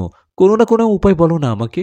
আমার কথায় হাফসা অনেক চিন্তা করে বলল, উপায় উপায় উপায় একটা আছে। একটা কাজ করে দেখতে পারো। ফারিদ তো জিন বাদশা, তাই না? এই ফারিদের মতো অন্য রাজ্যের একজন জিন বাদশা আছেন। উনি খুব বয়স্ক ও সম্মানিত জিন। উনি ফারিদ জিনের বাবার বন্ধু। তুমি ওই জিন বাদশার কাছে যাবে, গিয়ে সব খুলে বলবে আর অনুরোধ করবে। আশা করি তোমাকে উনি ফিরিয়ে দিবেন না। উনি চাইলে ফারিদের কাছে থেকে তুমি তোমার বউ বাচ্চাকে ফিরিয়ে নিয়ে আসতে পারবা। কিন্তু হাফসা, আমি ওই বয়স্ক জিন বাদশার কাছে যাব কিভাবে? ওনার কাছে যাবার উপায় বলো আমাকে। আমার কথায় হাফসা বললেন, শোনো, আমি তোমাকে কিছু নিয়ম শিখিয়ে দিচ্ছি। এই নিয়ম মতো তুমি কাজ করবা। আর দেরি করা ঠিক হবে না। আজ রাত গভীর হলে তুমি একটা জঙ্গলে যাবা। সেটা কোনো জঙ্গলে, আমি তোমাকে বলে দিব। তুমি গভীর রাতে সেই জঙ্গলে যাবার পর একটা জায়গা আছে, সেখানে গিয়ে অপেক্ষা করবা। তুমি সেখানে অপেক্ষা করার সময় দেখবা যে একটা সুন্দর ঘোড়ার গাড়িতেই ওই পথ দিয়ে যাচ্ছে। ওই ঘোড়ার গাড়ির সামনে পিছন কিন্তু পাহারাদার জিন থাকবে। তুমি আবার ওদের দেখে ভয় পাবে না। ওই ঘোড়ার গাড়িটা তোমার কাছে আসার সময় তুমি হঠাৎ করে রাস্তার মাঝে গিয়ে দাঁড়িয়ে একটা সালাম দিবা। তোমার সালামের উত্তর দিয়ে আর তোমাকে সেখান থেকে ওরা জিজ্ঞেস করলে তুমি বলবে, আমি খুব বিপদে পড়ে আপনার কাছে এসেছি, আপনার সাহায্য লাগবে। তখন তোমার কথায় উনি তোমাকে জিজ্ঞেস করলে তোমার সমস্যার কথা বলবা, বা তোমাকে ওনার সাথে যেতে বলবে, যাবা। মনে রাখবে, ওই ঘোড়ার গাড়িতে কিন্তু থাকবে ওই বয়স্ক জিন বাদশা। উনি মাঝে মধ্যে জঙ্গলের ওই রাস্তা দিয়ে চলাফেরা করে। ওনাকে সাধারণ মানুষ দেখতে পারবে না। আমি তোমাকে কিছু নিয়ম শিখিয়ে দিব, তাই তুমি দেখতে পারবে। তো ওনার কাছে গিয়ে সব খুলে বলবে। আশা করি উনি তোমাকে সাহায্য করবে। নিষাদ, তোমাকে এসব বলায় আমাকে হয়তো বন্দি করতে পারে। আমার কথা ভেবো না। আর হ্যাঁ, তুমি জিন রাজ্য থেকে জান্নাতকে নিয়ে ফিরে ওই আব্দুল্লাহ হুজুরের কাছে যাবা। ওই আব্দুল্লাহ হুজুর ছাড়া অন্য কোনো হুজুর কবিরাজ তোমার চিকিৎসা করাবে না। মনে রাখবে, কালিয়ান জিন কিন্তু আলিয়াপুরীর থেকেও ভয়ঙ্কর। ও এখনো তোমার সামনে আসেনি। আসলে বুঝবে। আমি যা বললাম তাই করো। যাও, এখন বাড়িতে যাও। এ বলে হাফসা আব্দুল্লাহ হুজুরের বাড়ির ঠিকানা বললেন। হাফসা পরীর কথাই প্রথম ওর জন্য মন থেকে মায়া হলো, ওর জন্য ও খারাপ লাগলো। হাফসার কথায় ওর হাতটা ধরে বললাম, হাফসা, মাফ করে দিও আমাকে। আমি ভাবতাম তুমি খারাপ। আসলে আমার মতো তুমিও বিপদে আছো। তোমাকে যদি বন্দি না করে তুমি আমার কাছে আসবা, আমি আমার কথায় হাফসা মুচকি একটা হাসি দিয়ে বলল, ঠিক আছে, ভালো থেকো নিশাদ। কথাটা বলে চলে গেল হাফসা। ও চলে যাওয়ার পর আমিও চলে গেলাম বাড়িতে। বাড়িতে গিয়ে মা বাবাকে সব খুলে বলায় ওরা অনেক অবাক হলেন আর ভয় পেলেন। মা বাবাকে এটাও বললাম আজ রাতে আমাকে যেতে হবে জিন বাচ্চার সাথে কথা বলতে, নইলে জান্নাতুল লাবিবকে কখনো খুঁজে পাবো না। আমার কথায় মা বাবা প্রথমে রাজি না হলেও পরে লাবিব ও জান্নাতের কথা ভেবে রাজি হলেন। ওরা রাজি হবার পর আমি অপেক্ষা করতে লাগলাম। অনেক অপেক্ষার রাত হলো। রাত যখন গভীর হলো, হাফসার কথা মতো আমি বেরিয়ে পড়লাম সেই জঙ্গলের দিকে। গভীর রাতে জঙ্গলের দিকে যাচ্ছি, ভয় লাগছে। কালিয়ান জিন যেন আমাকে একা না পেয়ে কোনো ক্ষতি করতে না পারে, সেই জন্য আমার শরীর বন্ধ করে রেখেছি আর পুরীর শিখিয়ে দেয়া কিছু কাজ করেছি। গভীর রাত, রাস্তায় কেউ নেই। মনের মধ্যে সাহস নিয়ে এক সময় পৌঁছে গেলাম জঙ্গলের সেই জায়গায় যেখানে যেতে বলেছিল হাফসাপুরী। আমি সেই জায়গায় যাবার পর অপেক্ষা করতে থাকি সেই ঘোড়ার গাড়িতেই কখন আসে। ঘোড়ার গাড়িটার জন্য অপেক্ষা করতে করতে এক সময় আমি দেখতে পারি দুটো ঘোড়া টকবক টকবক করতে করতে এগিয়ে আসছে। ঘোড়া দুটোর পিছনে একটা সুন্দর ঘোড়ার গাড়ি। সেই ঘোড়ার গাড়ি আমার কাছাকাছি আসতেই আমি সামনে গিয়ে দাঁড়াই। আমি সামনে গিয়ে দাঁড়ানোর ফলে সেই ঘোড়ার গাড়িটা থেমে যায়। গাড়িটা থেমে যাওয়ার সাথে সাথে আমি লম্বা করে একটা সালাম দেই। আমি সালাম দেয়ায় সেই ঘোড়ার গাড়ির ভিতর থেকে খুব সুন্দর কণ্ঠে সালামের জবাব ভেসে আসে। সালামের জবাব দেওয়ার পর উনি জিজ্ঞেস করে, কে আপনি? আমাদের পথে দাঁড়ালেন কেন? ওনার কথায় আমি আমার সমস্যার কথা বললাম। ওনাকে বললাম, আমার আপনার সাহায্য অনেক প্রয়োজন, অনেক আশা নিয়ে আসছি আপনাদের কাছে। আপনি দয়া করে আমাকে ফেরাবেন না? আমার কথাগুলো শুনুন একবার, দয়া করুন। আমার কথায় সেই জিন বাদশাহ কিছুক্ষণ চুপ থেকে আমাকে বললেন, আসেন, আপনি গাড়িতে উঠেন। কথাটা বলে উনি ওনার হাতটা বাড়িয়ে দেন। উনি হাত বাড়াতে আমি ওনার কথা মতো ওনার হাতটা ধরে ঘোড়ার গাড়িতে উঠি। আমি ঘোড়ার গাড়িতে ওঠার পর সেটা চলতে থাকে। আর আমি গাড়িতে উঠে এই প্রথম সেই জিনের বাদশাকে দেখি। উনি বৃদ্ধ, কিন্তু চেহারাটা এখনো খুব সুন্দর। ওনার চেহারা দিয়ে মনে হয় আলো বেরোচ্ছে। আমি ওনার পাশে বসে কিছু বলতে যাব, তখনই উনি বললেন, এখন না, এখন চুপ করে বসে থাকুন। ওনার কথায় চুপ করে বসে রইলাম। আমি ঘোড়ার গাড়িতে ভিতরে বসে, সেখান থেকে কিন্তু বাইরের দৃশ্য দেখা যায়। আমি দেখি ঘোড়ার গাড়িটা এত দ্রুত চলছে যে কিছুই ভালো মতো দেখা যাচ্ছে না। মনে হচ্ছে বাতাসের বেগে চলছে।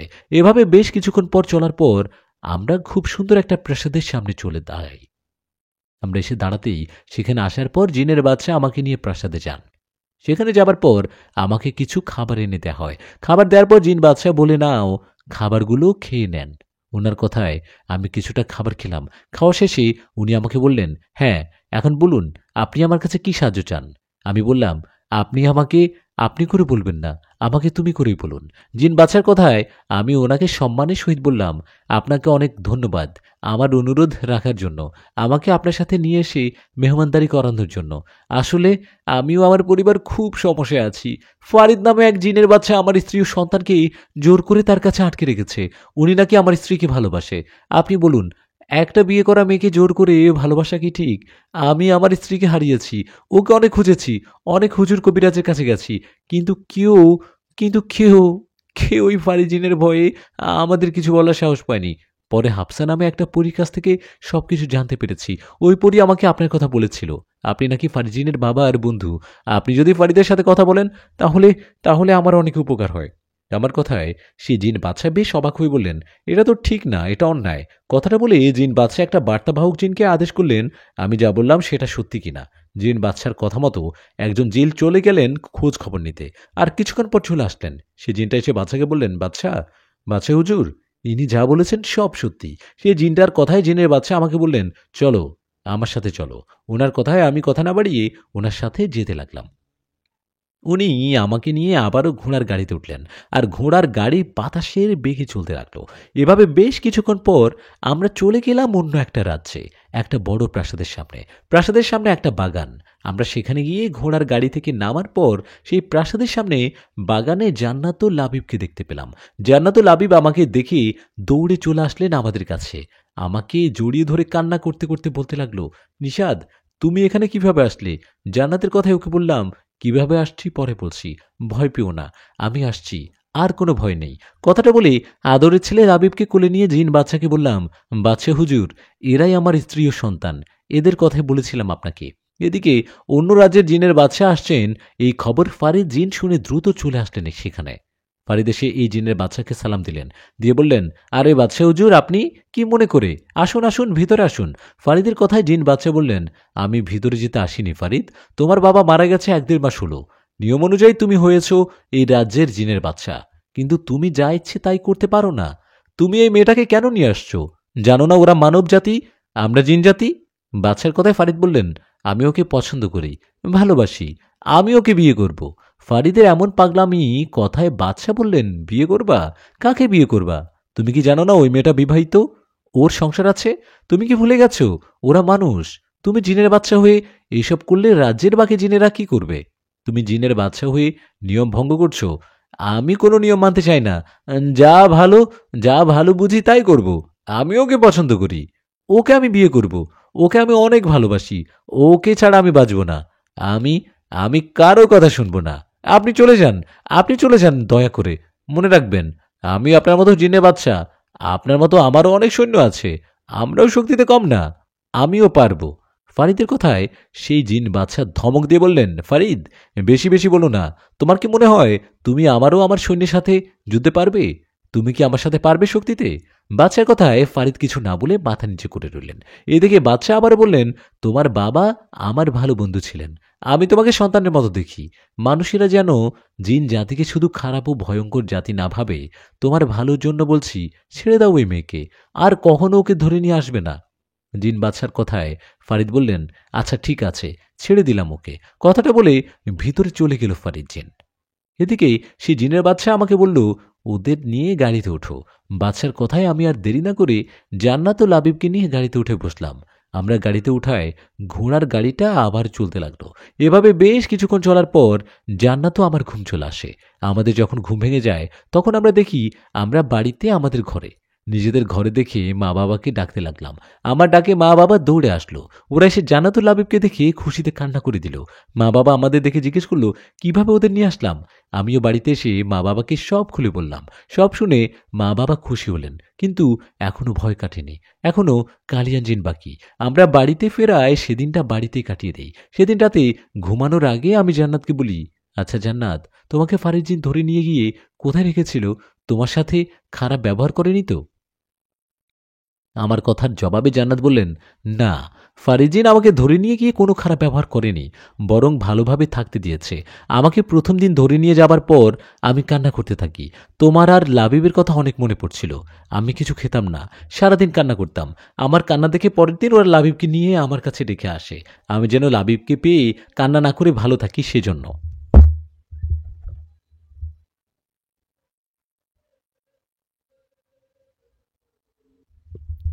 জিন রাজ্যে যাবার পর ফারিদ আমাকে অনেক বলেছিল যে সে আমাকে ভালোবাসে, সে আমাকে বিয়ে করতে চায়, কিন্তু ওর প্রতিটা কথাই আমি না করে দেই। আমি কোনোভাবে রাজি হই না। আর একটা কথা, হাফসাপুরীর কথা তোমাকে বলছিলাম না? আমি হাফসাপুরীর নাম শুনেছি যখন প্রথম আমি ফারিদ জিনদের রাজ্যে যাই। জানাদের কথায় ওকে বললাম, হাফসাপুরী অনেক ভালো জানো, ও আমাকে সাহায্য না করলে তোমাকে হয়তো আর ফিরে পেতাম না। আরেকটা কথা, সমস্যা এখনো শেষ হয়নি। আলিয়াপুরীও তার মালিক জিনকে মেরে ফেলায় কালিয়ান জিন নামে একজন আমাদের পিছু নিচ্ছে। ও অনেক ভয়ঙ্কর। বেশ কিছু হবার আগে কালকে আমাদের আব্দুল্লাহ হুজুরের কাছে যেতে হবে। আমার কথায় জান্নাত বললেন, হ্যাঁ, সেটাই ভালো। একের পর এক ঝামেলা তো লেগেই আছে। তোমার কিছু হয়ে গেলে আমি কি নিয়ে বাঁচবো বলো? তুমি কাল সকালেই হুজুরের কাছে যাবে। জান্নাতের কথায় রাজি হয়ে ঘুমিয়ে পড়লাম। সেই রাতে আমি একটা স্বপ্ন দেখলাম। আমি দেখি আমি একটা জঙ্গলে দাঁড়িয়ে, আর ঝোপের আড়ালে কি যেন দাঁড়িয়ে আছে।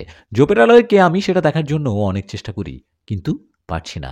এমন সময় হঠাৎ করে ঝোপের আড়াল থেকে বেরিয়ে আসে হাফসা পরি। আমি হাফসাকে দেখে অবাক হয়ে বলি, হাফসা, তুমি তুমি এখানে কিভাবে আসলে?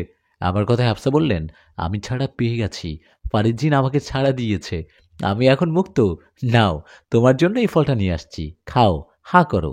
হাফসার কথায় আমি ফলটা হাতে নিয়ে খেয়ে ফেললাম। এরপর জান্নাতের ডাকে আমার ঘুম ভেঙে গেল। আমার ঘুম ভেঙে যেতে জান্নাত বলল, এই উঠো, অনেক বেলা হয়ে গেছে তো, হুজুর বাড়িতে যাবে না? জান্নাতের কথায় উঠে ফ্রেশ হয়ে নাস্তা করে নিলাম। নাস্তা শেষে আমি একা রওনা করলাম আবদুল্লাহ হুজুরের বাড়ির দিকে। আমি যখন হুজুরের বাড়ির দিকে যাচ্ছিলাম তখন হঠাৎ আমার সামনে এসে দাঁড়ালো হাফসা পরি। হাফসাকে দেখে বললাম, কি ফারিদ তোমাকে মুক্ত করে দিয়েছে তাই না? আমার কথায় হাফসা মুচকি একটা হাসি দিয়ে বলল, হ্যাঁ, তোমাকে সব বলায় ফারিদ জিন আমাকে বন্দি করেছিল, কিন্তু পরে আবার ছেড়ে দিল। কিন্তু তুমি কিভাবে জানলে? কেন, তুমি না কাল স্বপ্নে আমার কাছে আসছিলা? স্বপ্নে এসে তো সব বললাম। আমাকে একটা ফলও খেতে দিলা। আমার কথায় আফসা বলল, সর্বনাশ হয়েছে নিষাদ, তুমি কালিয়ান জিনের ধোকায় পড়েছ। আরে আমি তো আজকে মুক্ত হলাম, আর আমি কাল রাতে তোমার স্বপ্নে আসিনি, তোমাকে ফলও দেইনি। এটা নিশ্চয়ই কালিয়ান জিনের কাজ। কালিয়ান জিন আমার রূপ নিয়ে তোমার কাছে এসে তোমাকে ফল খাইয়েছে। তুমি জানো ওটা কোনো সাধারণ ফল না। তোমাকে বলছিলাম না, কালিয়ান জিন কালো জাদুতে পারদর্শী, ও তোমাকে কালো জাদু করে ফল খাওয়াইছে। তুমি ওর ফাঁদে পা দিয়েছ। এখন তোমার কি হবে আমি নিজেও জানি না। তুমি আজকের পর থেকে কিছু খেতে পারবে না, কিছু খেলে বমি হবে, রক্ত বমি। এভাবে কিছুদিনের মধ্যে তোমার শরীর শুকিয়ে যাবে, আর তুমি হবে কঙ্কালের মতো।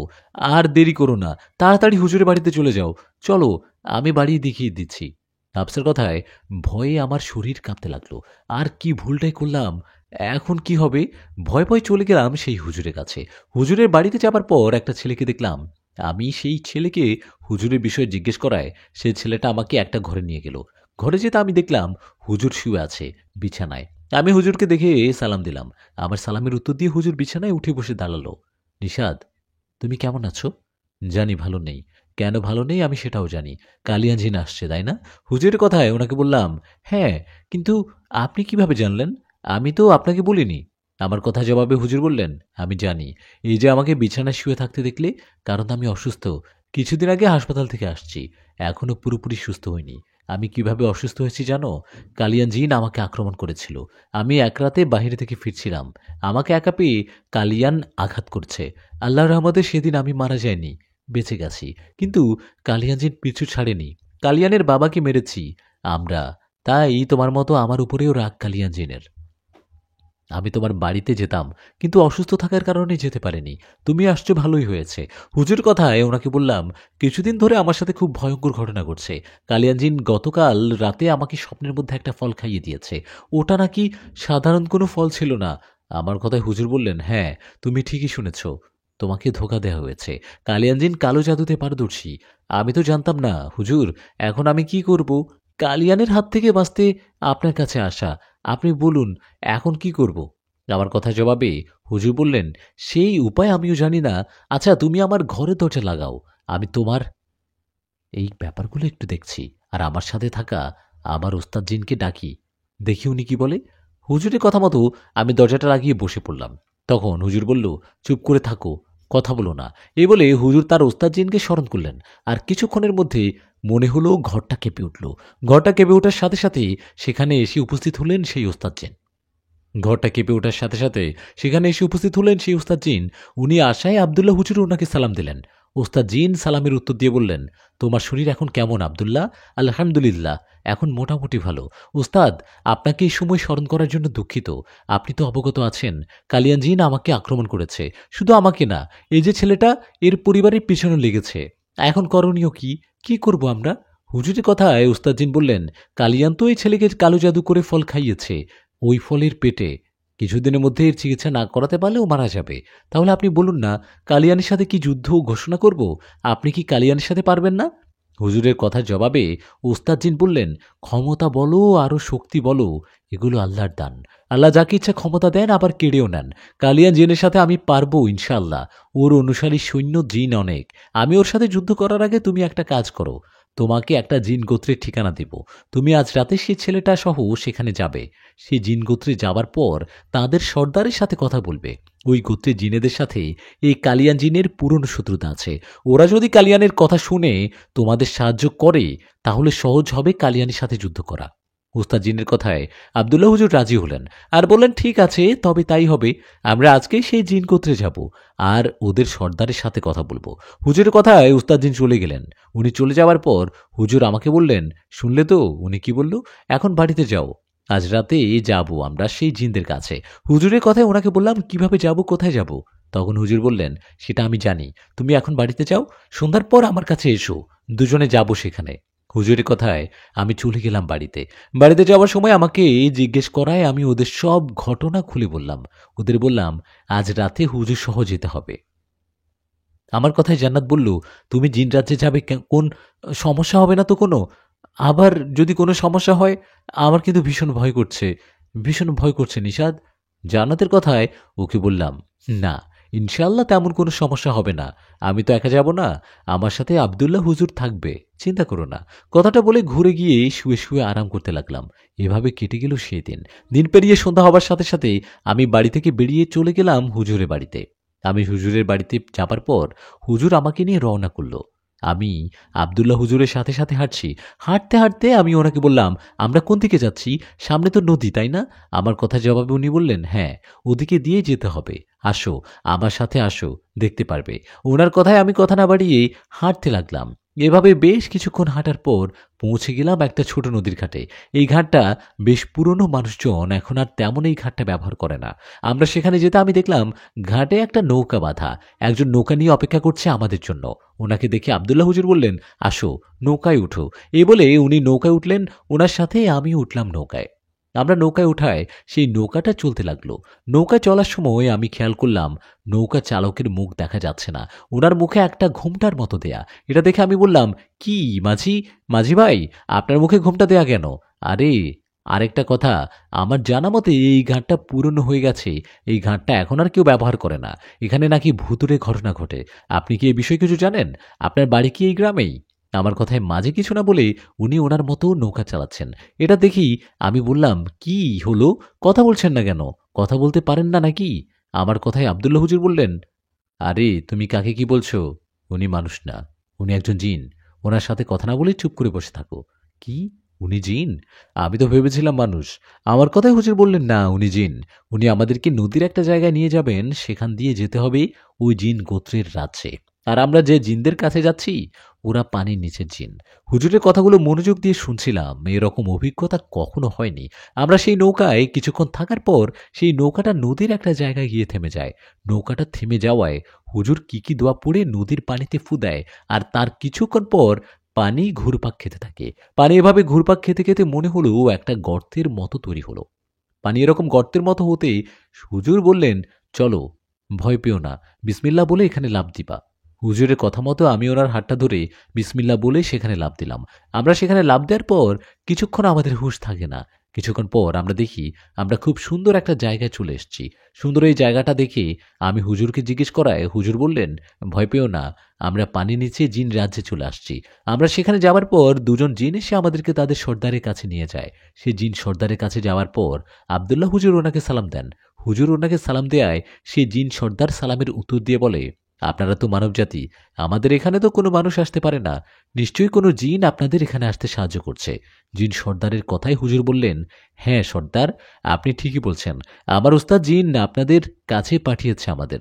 আপনার এখানে আসার কারণ আপনার সাহায্য লাগবে আমাদের। আমি খবর পেয়েছি আপনারা কালিয়ান জিনকে খুঁজে বেড়াচ্ছেন। কালিয়ানের সাথে আপনাদের শত্রুতা আছে। আমরা সেই কালিয়ান জিনের খবর জানি। আপনারা যদি সাহায্য করেন তো কালিয়ান জিনকে ধরে শাস্তি দিতে পারবো। হুজুরের কথায় সে জিন সর্দার বললেন, কালিয়ান জিন, হ্যাঁ, ও আমাদের শত্রু। আমি ওকে খুঁজে বেড়াচ্ছি। ও একবার কালো জাদুর মাধ্যমে আমাদের গোত্রের শত শত জিনকে মেরে ফেলেছে। আমি ওর উপর রেগে আছি, কিন্তু আমি আপনাদের কোনো সাহায্য করতে পারবো না। আপনারা হয়তো ভাবছেন কেন? কারণ কিছুদিন আগে আমার গোত্রের দুটো যুবক জিনকে মেরে ফেলছে আপনাদের জাতি। একজন কবিরাজ, কবিরাজ জিন দুটোকে বন্দি করতে পারত, কিন্তু তা না করে মেরে ফেলেছে।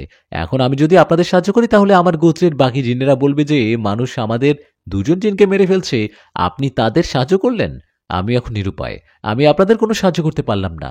আপনারা চলে যান।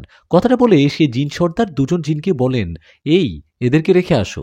সর্দারের কথায় দুজন জিন এসে আমাদের দুজনের কাঁধে হাত রাখতেই আমাদের আর কিছু মনে নেই। আমাদের যখন হুঁশ ফেরে তখন দুজনে নিজেদের নদীর ঘাটেই পড়ে থাকতে দেখি। না, আমরা আসলে কোনো কিছুই করতে পারলাম না। আমরা অবাক হলাম। আমরা সেখানে গেলাম কালিয়ানের বিরুদ্ধে যুদ্ধ ঘোষণা করতে, আর জিন সর্দার আমাদের কোনো উত্তরই আমাদের ঠিকভাবে দিল না, আমাদেরকে কোনো সাহায্যই করল না। নিজেদের নদীর পাড়ে দেখে হুজুর বললেন, ওরা আমাদের এখানে রেখে গেছে, চলো বাড়িতে যাই, রাতের বেলা এখানে থাকা ঠিক হবে না। কথাটা বলে হুজুর হাঁটতে লাগলেন। এদিকে হুজুরের সাথে আমিও হাঁটতে লাগলাম আর হুজুরকে বললাম, হুজুর এখন কি হবে? জিন সর্দার তো আমাদের কোনো সাহায্য করবে না বলে দিল। আমি কি সুস্থ হব না? আমার কি কালিয়ান জিনের হাত থেকে রক্ষা হবে না? আমার কথায় হুজুর বললেন, আল্লাহর উপর ভরসা রাখো, তোমাকে বাঁচানোর নিশ্চয়ই কোনো পথ বের হবে। গভীর রাত, দুজনেই কথা বলছি আর হাঁটছি। হঠাৎ করে হুজুর বললেন, থেমে যাও, দাঁড়াও। হুজুরের কথায় দাঁড়িয়ে বললাম, কি হলো? তখন হুজুরের সামনের দিকে ইশারা দিয়ে বলল, সামনে তাকাও। ওনার কথায় সামনে তাকাতেই দেখলাম কালো কুচকুচে দুটো অবয়ব অন্ধকারের মধ্যে। ওদেরকে ভালো মতো দেখা না গেলেও ওদের ভয়ঙ্কর চোখ দুটো বোঝা যাচ্ছে। এরকম দুটো অবয়বকে দেখে হুজুর সাথে সাথে ওনার শরীরও আমার শরীর বন্ধ করে নিলেন। আমাদের শরীর বন্ধ করার পর উনি সামনে থাকা অবয়ব দুটোর উদ্দেশ্য করে বললেন, সামনে থেকে সরে যা, মিছিমিছি ঝামেলায় জড়াতে চাই না। হুজুর কথা সেই অবয়ব দুটো দাঁড়িয়েই রইল। এদিকে ঠিক তখনই আরও কয়েকটা অবয়ব এসে আমাদের ঘিরে ধরল। এসব দেখে আমি ভয়ে হুজুরে গা ঘেঁষে দাঁড়ালাম। আমার এমন অবস্থা দেখে হুজুর বলল, ভয় পেও না, আমি আছি তো। হুজুর কথায় ভয়ে ভয়ে দাঁড়িয়ে রইলাম। এদিকে ঠিক তখনই আমার সামনে দৈত্যের মতো একটা অবয়ব ধপাস করে পড়ল। সেই দৈত্যের মতো বিশাল ভয়ঙ্কর অবয়বটা এসে হুজুরের উদ্দেশ্য করে বলল, হুজুর কোনো লাভ হবে না। তুই কি ভেবেছিস ওই জিন সর্দারের কাছে গেলে আমার হাত থেকে বাঁচতে পারবি? না, আমার হাত থেকে কেউ বাঁচবি না। তোরা আমার বাবাকে মেরেছিস, আলিয়া পরীকে মেরেছিস, আমি তোদের কাউকে ছাড়বো না। আজ থেকে 3 দিন পর অমাবস্যা রাত, আমি সেই অমাবস্যার রাতেই ওকে মারবো। এই ছেলেকে কালো জাদু করে ফল খাওয়াইছি, এই 3 দিনের মতো ওর শরীর শুকিয়ে যাবে। 3 দিন পর অমাবস্যা, সেই রাতে ওকে বলি দিব। আমি ওকে মেরে শান্ত হব না, ও তো মারা যাবে কষ্ট পেয়ে, আর তোমাদেরকে মারবো ভয়ঙ্কর ভাবে। সে জিনের কথায় হুজুর বললেন, কালিয়ান, বাঁচা মরা সৃষ্টিকর্তার হাতে, নিজেকে ক্ষমতাশালী মনে করিস না, আমাদের রাস্তা ছাড়। হুজুরের কথায় কালিয়ান জিন ভয়ঙ্কর ভাবে একটা হাসি দিয়ে বলল, হুজুর তোর সাহস এখনো কমেনি তাই না? সেদিন ভাগ্য ভালো আমার আক্রমণ থেকে বেঁচে গেছিস, কিন্তু এরপর আর বাঁচবি না। তোর সাথে সাথে তোর সাথে থাকা চামচা জিনকেও মেরে ফেলবো। কথাটা বলে একটা ভয়ঙ্কর হাসি দিয়ে চলে গেল কালিয়ান জিন। কালিয়ানকে দেখে ভয়ে আমার শরীর কাঁপছিল। এই দেখে হুজুর আমার হাত ধরে বলল, চলো বাড়িতে চলো। হুজুরের কথা মতো চলতে লাগলাম। আমি ভয় পেয়েছি বলে হুজুর আমাকে আমার বাড়িতে পৌঁছে দিয়ে উনি ওনার বাড়িতে চলে গেলেন। আমি বাড়িতে যাওয়ায় জান্নাত বললেন, এত রাতে আসছো? চিন্তায় তো আমি ঘুমাতে পারিনি। কি বললো ওই জিন সর্দার? জান্নাতের কথার জবাবে ওকে সব ঘটনা খুলে বললাম। ওকে বললাম, সর্দার আমাদের কোনো সাহায্য করতে পারবে না। কি যে হবে বুঝতে পারছি না। আমাকে চিন্তিত দেখে জান্নাত বলল, চিন্তা করো না, আল্লাহ নিশ্চয়ই কোনো উপায় বের করে দিবেন। তুমি হাত মুখ ধুয়ে খেয়ে শুয়ে পড়ো। জান্নাতের কথায় ফ্রেশ হয়ে খেতে বসলাম। খেতে বসলাম ঠিকই, কিন্তু খাবার খেতে ইচ্ছে করছে না। একটুকু রুচি নেই আমার। জোর করে একটু খেয়ে শুয়ে পড়ার সাথে সাথে শুরু হলো আমার বমি। সে বমি না, রক্তবমি। আমার রক্তবমি দেখে জান্নাত চিৎকার করে মা বাবাকে ডাকলো। জান্নাতের চিৎকারে মা বাবা রুমে এসে ওরাও ভয় পেয়ে গেল। গভীর রাত, এত রাতে কোথায় যাব, কার কাছে যাব, কিছুই বুঝতে পারছি না। আমি আমি আমি তো অসুস্থ হয়ে পড়ছিলাম। আমি জানি না কি হবে, কি হবে আমার। একটু পর আমার বমি বন্ধ হয়ে যায়। সবাই চিন্তা করছে। আমি কিছুটা স্বাভাবিক হলে ঘুমিয়ে পড়ি। রাতে রক্ত বমি করায় সকাল হতে বাবা আমাকে ডাক্তারের কাছে নিয়ে যান। ডাক্তার আমাকে দেখে বলেন, কই, ওর তো কিছু হয়নি, ও তো স্বাভাবিক আছেন। ডাক্তারের কথায় আমি বাবাকে নিয়ে বাড়িতে চলে আসি। বাড়িতে এসে বলি, বাবা, এটা ডাক্তারের চিকিৎসা না, তুমি দ্রুত আব্দুল্লাহ হুজুরের বাড়িতে যাও। কথাটা বলে বাবাকে হুজুরের বাড়ির ঠিকানা দিলাম। বাবাকে ঠিকানা দেয়ায় বাবা চলে গেলেন হুজুরকে ডাকতে। এদিকে আমার শরীর খুব খারাপ। আমি বিছানায় শুয়ে আছি, কোনো খাবার মুখে দিতে পারছি না। কালিয়ান জিনের কথা মতো আর মাত্র 2 দিন, আর 2 দিন পর অমাবস্যার রাত। আলিয়াপুরীর মতো অমাবস্যার রাতে কালিয়ান জিন না জানি আমার কি করে। হাতে সময় মাত্র 2 দিন। এদিকে বাবা হুজুরকে ডাকতে যাওয়ার সময় হুজুর সেদিন সন্ধ্যায় আসেন আমাদের বাড়িতে। সেদিনটা আমি এক ফোঁটা পানিও খেতে পারিনি। খেলে বমি হয়, ভয়ে আর কিছু খাইনি। বাবা হুজুরকে নিয়ে আসার পর হুজুরকে আমাকে দেখে হুজুর বললেন, কালিয়ান জিনের কালো জাদুর প্রভাব পড়ছে। এই বলে উনি সাথে করে নিয়ে আসা জমজমের পানি আমাকে খেতে দেন। জমজমের পানিটা খাবার পর একটু ভালো লাগছিল। এদিকে বাবা হুজুরকে বলেন, হুজুর এখন কি হবে? আজ সারাদিন নিষাদ কিছু খায়নি, এই 2 দিনে ওর শরীরটা দেখেন কেমন হয়েছে। এভাবে চললে তো ও বাঁচবে না। বাবার কথায় হুজুর বললেন, হ্যাঁ বুঝতে পারছি, কালিয়ান জিন 2 দিন পর আমাদের উপর আক্রমণ করবে। ও আমাদের উপর আক্রমণ করার আগেই আমাদেরকে ওকে আক্রমণ করতে হবে। 2 দিন পর অমাবস্যার রাত, কালকে রাতটা সময় আছে আমাদের হাতে, যা করার কাল রাতেই করতে হবে। আজকে কোনো ভয় নেই। আমি ওকে জমজমের পানি খাইয়ে দিয়েছি, আর বাকি পানিটা রেখে দিচ্ছি। ও যদি আবার বমি করে তো খাওয়াই দিবেন, ভয় পাবেন না। কাল আপনারা একদমই ভয় করার কারণ নেই, আমরা কালিয়ান জিনের মুখোমুখি হব। কথাটা বলে চলে গেল হুজুর। হুজুর চলে যাবার পর সেই রাতে আমি কিছু খেতে পারিনি, ঘুম আসছে না, আমি শুয়ে আছি। হঠাৎ মধ্যরাতে শুরু হয় একটা ভয়ঙ্কর ঘটনা। হঠাৎ করে মনে হলো আমাদের ঘরের চালের উপর উঠে কেউ হাঁটছে। ঘরের চারিদিকে মনে হচ্ছে ভয়ঙ্কর কিছু ঘোরাঘুরি করছে। এমন অবস্থায় হঠাৎ করে আমার ঘরে চলে আসলেন কালিয়ান জিন। ও আশায় আমি ওকে দেখে যেন পাথরের মতো হয়ে গেছি, নড়াচড়া করতে পারছি না, শুধু কালিয়া জিনের দিকে তাকিয়ে আছি। এমন সময় জান্নাত ঘুম থেকে জেগে গিয়ে কালিয়া জিনের ভয়ঙ্কর রূপ দেখে জ্ঞান হারিয়ে ফেলল। তখন কালিয়া জিন আমাকে উদ্দেশ্য করে বলল, কার কাছে যাবি যা, কোনো লাভ হবে না, তোর হাতে শুধু কালকের রাত বাকি। পরশু রাতে তোকে মেরে ফেলবো। এমনিতেও তুই না খেতেই মারা যাবি। তোকে মেরে তোর বংশ নির্বংশ করব। তোর তোর ছোট ছেলেটার রক্ত খাবো। কথাটা বলে বিকট শব্দে হাসি দিয়ে চলে গেল কালিয়ান জিন। ওর চলে যাবার পর আমি মা বাবাকে ডাকতে লাগলাম, কিন্তু মা বাবা আমার ডাকে কোনো সাড়া দিল না। কি হলো, কালিয়ান আমার মা বাবার কিছু করেনি তো? এই ভেবে অনেক কষ্টে উঠে বসলাম। শরীরে একটুও শক্তি নেই। কষ্ট করে উঠে আগে জান্নাতের জ্ঞান ফিরালাম। ওর জ্ঞান ফিরতেই জান্নাত আমাকে বলল, তুমি ঠিক আছো তো? ওই জিনটা তোমার কোনো ক্ষতি করেনি তো? জান্নাতের কথায় ওকে বললাম, না, আমার কিছু করেনি, তুমি ভয় পেও না। মা বাবাকে ডাকছি, ওরা শুনছে না। চলো, ওদের রুমে চলো। কথাটা বলে মা বাবার রুমে গিয়ে বুঝতে পারলাম জান্নাতের মতো ওরাও কালিয়া জিনকে দেখে ভয়ে জ্ঞান হারিয়েছে। মা বাবা জ্ঞান হারায়, আমিও ওদের জান্নাতকে জ্ঞান ফিরিয়ে ওদের জ্ঞান ফেরাতে দুজন বলল, কালিয়ান জিনের ভয়ঙ্কর রূপ দেখে ভয়ে জ্ঞান হারিয়েছে তারা। এদিকে রাত আর বেশি নেই। মা বাবার জ্ঞান ফেরার পর বাকি রাতটুকু না ঘুমিয়ে কাটিয়ে দিলাম। পরের দিন সকাল হতেই বাবা বললেন, নিশাদ, আমি বরং হুজুরের বাড়িতে যাই। বাবার কথায় আমি বললাম, না বাবা, হুজুর তো গতকাল বলল আজকে সন্ধ্যায় চলে আসবে, আর এখন তো দিন, এখন আর কোনো সমস্যা হবে না, উনি সন্ধ্যা হলে চলে আসবে। আমার কথায় বাবা রাজি হলেন। এদিকে আমি দুদিন ধরে প্রায় না খাওয়া। সকাল হতেই জান্নাত আমাকে খাবার খেতে দিলেন, কিন্তু আমার খেতে একটু ইচ্ছে করে না। খাবার দেখলেই বমি চলে আসে। আমি না খেয়ে খেয়ে শুয়ে রইলাম। শরীরে একটু শক্তি নেই। সেদিন বিকেল হতেই আমার শরীর আরও নিস্তেজ হয়ে পড়ে। আমি উঠে দাঁড়াবো সেই শক্তিও নেই। আমি ঘরে শুয়ে একা একা ভয় করছে। একা আছি বলে জান্নাতকে ডাকতে লাগলাম, কিন্তু ওর কোনো সাড়া শব্দ না পেয়ে মাকে ডাক দিয়ে বললাম, মা, দেখো তো জান্নাত কোথায় গেল? আমার কথায় মা জান্নাতকে সব জায়গায় খুঁজলো, কিন্তু কোথাও পেল না। আরে, জান্নাত হঠাৎ কোথায় গেল? একটু পর সন্ধ্যা হবে, হুজুর আসবে। এভাবে চলতে লাগলে সময়ে মা আরো ভালো করে জান্নাতকে খুঁজতে লাগলো। এভাবে চলতে লাগলো সময়, যখন মা ভালো করে জান্নাতকে খুঁজতে লাগলো, কিন্তু জান্নাতকে কোথাও পেল না। কি একটা ঝামেলা! কালিয়ান জিন ওরা আবার কি কিছু ক্ষতি করলো না তো? জান্নাতকে না পেয়ে অপেক্ষা করতে লাগলাম। ঠিক তখনই হাফসা পরেই আমার কাছে আসলো। হাফসাকে দেখে বললাম, আরে হাফসা, তুমি দুদিন ধরে আসছো না যে আমার কাছে? আমার কথায় হাফসা পরি বলল, একটু সমস্যা ছিল নিশাদ, তোমাকে একটা কথা বলতে আসলাম। তোমার হয়তো জান্নাতকে খুঁজে পাচ্ছ না তোমরা, তাই না?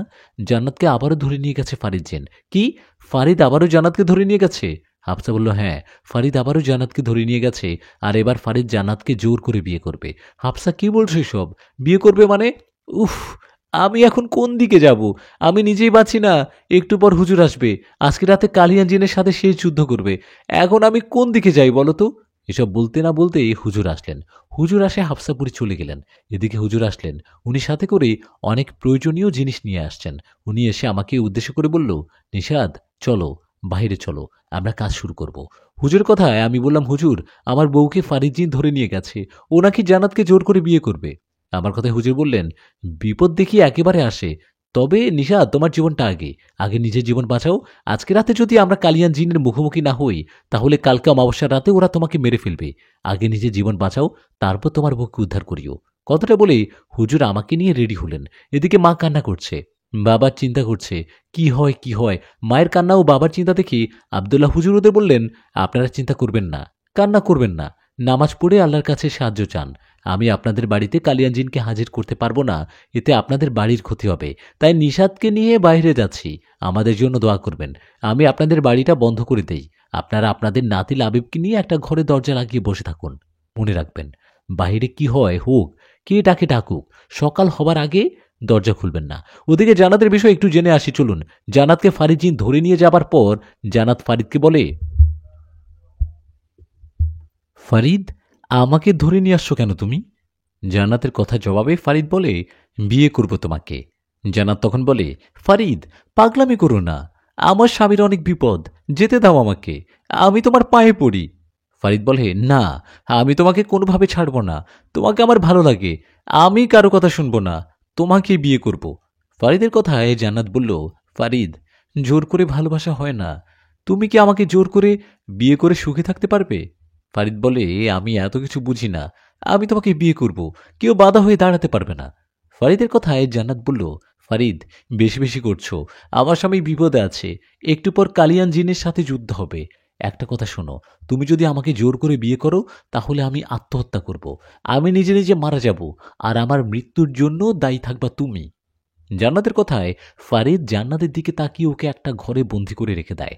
এদিকে হুজুর আমাকে নিয়ে বাড়ি থেকে বেরিয়ে গেল। আমি ভালো মতো হাঁটতে পারছি না, হুজুরের কাঁধে বর করে হাঁটছি। এভাবে হাঁটতে হাঁটতেই একটা জঙ্গলের মতো ফাঁকা জায়গায় চলে গেলাম।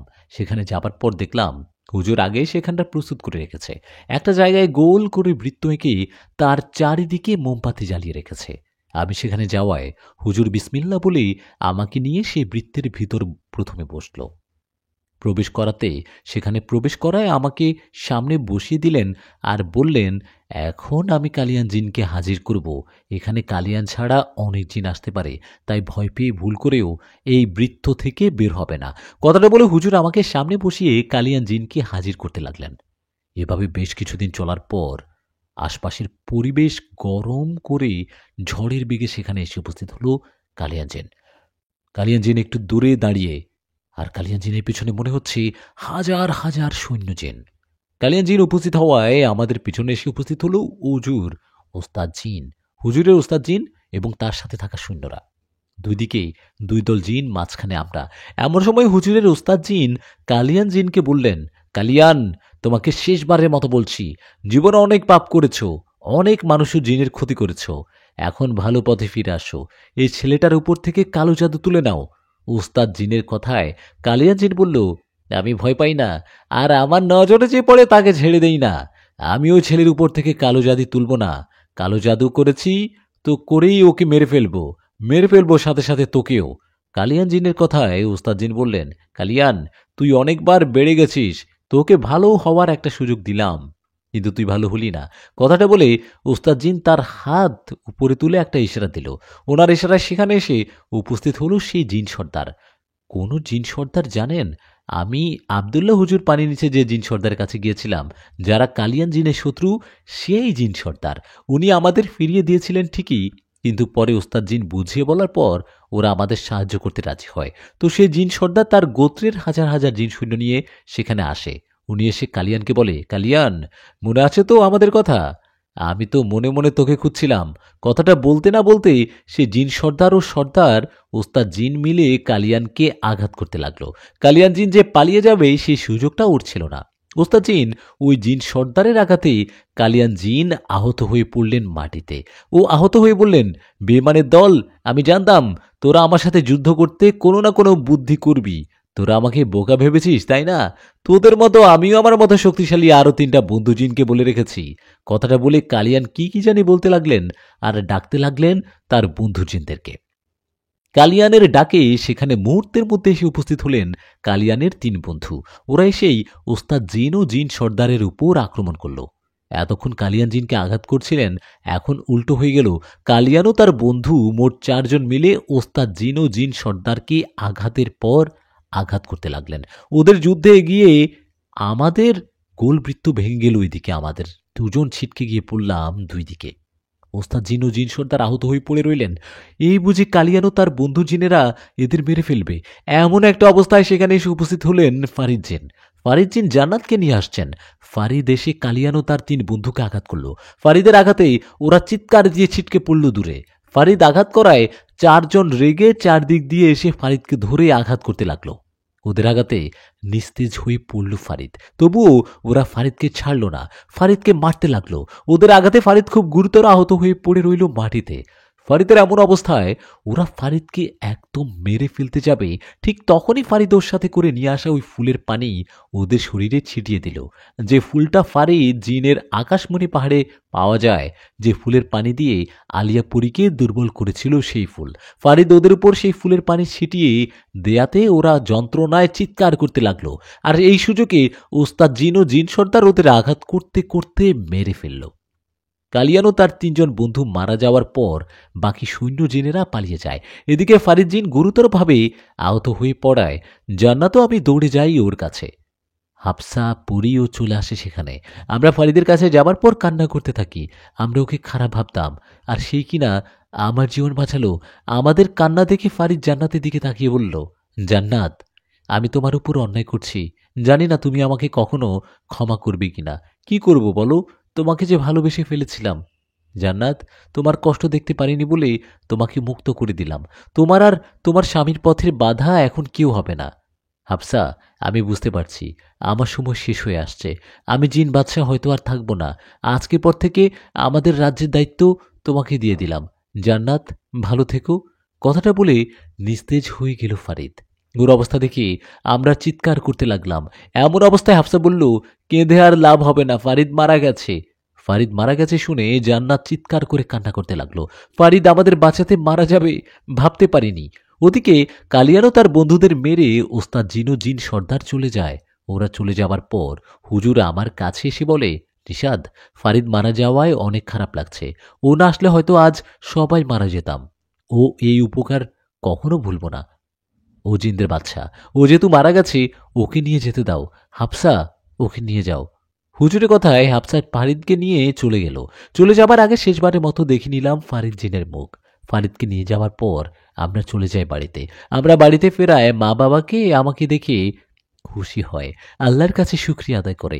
আমি তো বেঁচে গেলাম, কিন্তু ফারিদের কথা শুনে মা বাবারও মন খারাপ হয়। এই ঘটনার পর হুজুর আমাকে একটা পানি পড়া দেয়। আমি নিয়ম মতো সেই পানিটা খাই আর গোসল করি। এরপর আস্তে আস্তে আমি আগের মতো সুস্থ হই। কালিয়ান জিনের হাত থেকে আল্লাহর রহমতে বেঁচে গেলাম ঠিকই, কিন্তু আজও ফারিদ জিনের কথা ভাবলে খারাপ লাগে। প্রিয় লিসেনার, কেমন লাগলো পরীর সাথে সহবাস সিজন 3 গল্পটি? কমেন্ট করে জানাবেন আপনাদের মতামত। দেখা হবে সামনের ভিডিওতে। আসসালামু আলাইকুম। ততক্ষণ পর্যন্ত ভালো থাকবেন সবাই। নিজেদেরকে নামাজ এবং নিজেদের ভালো কাজের সাথে রাখবেন।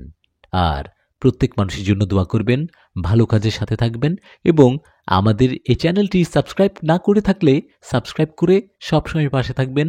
আর সব সময়কার মতো আপনাদের ভালোবাসা দিয়ে যাবেন। ধন্যবাদ।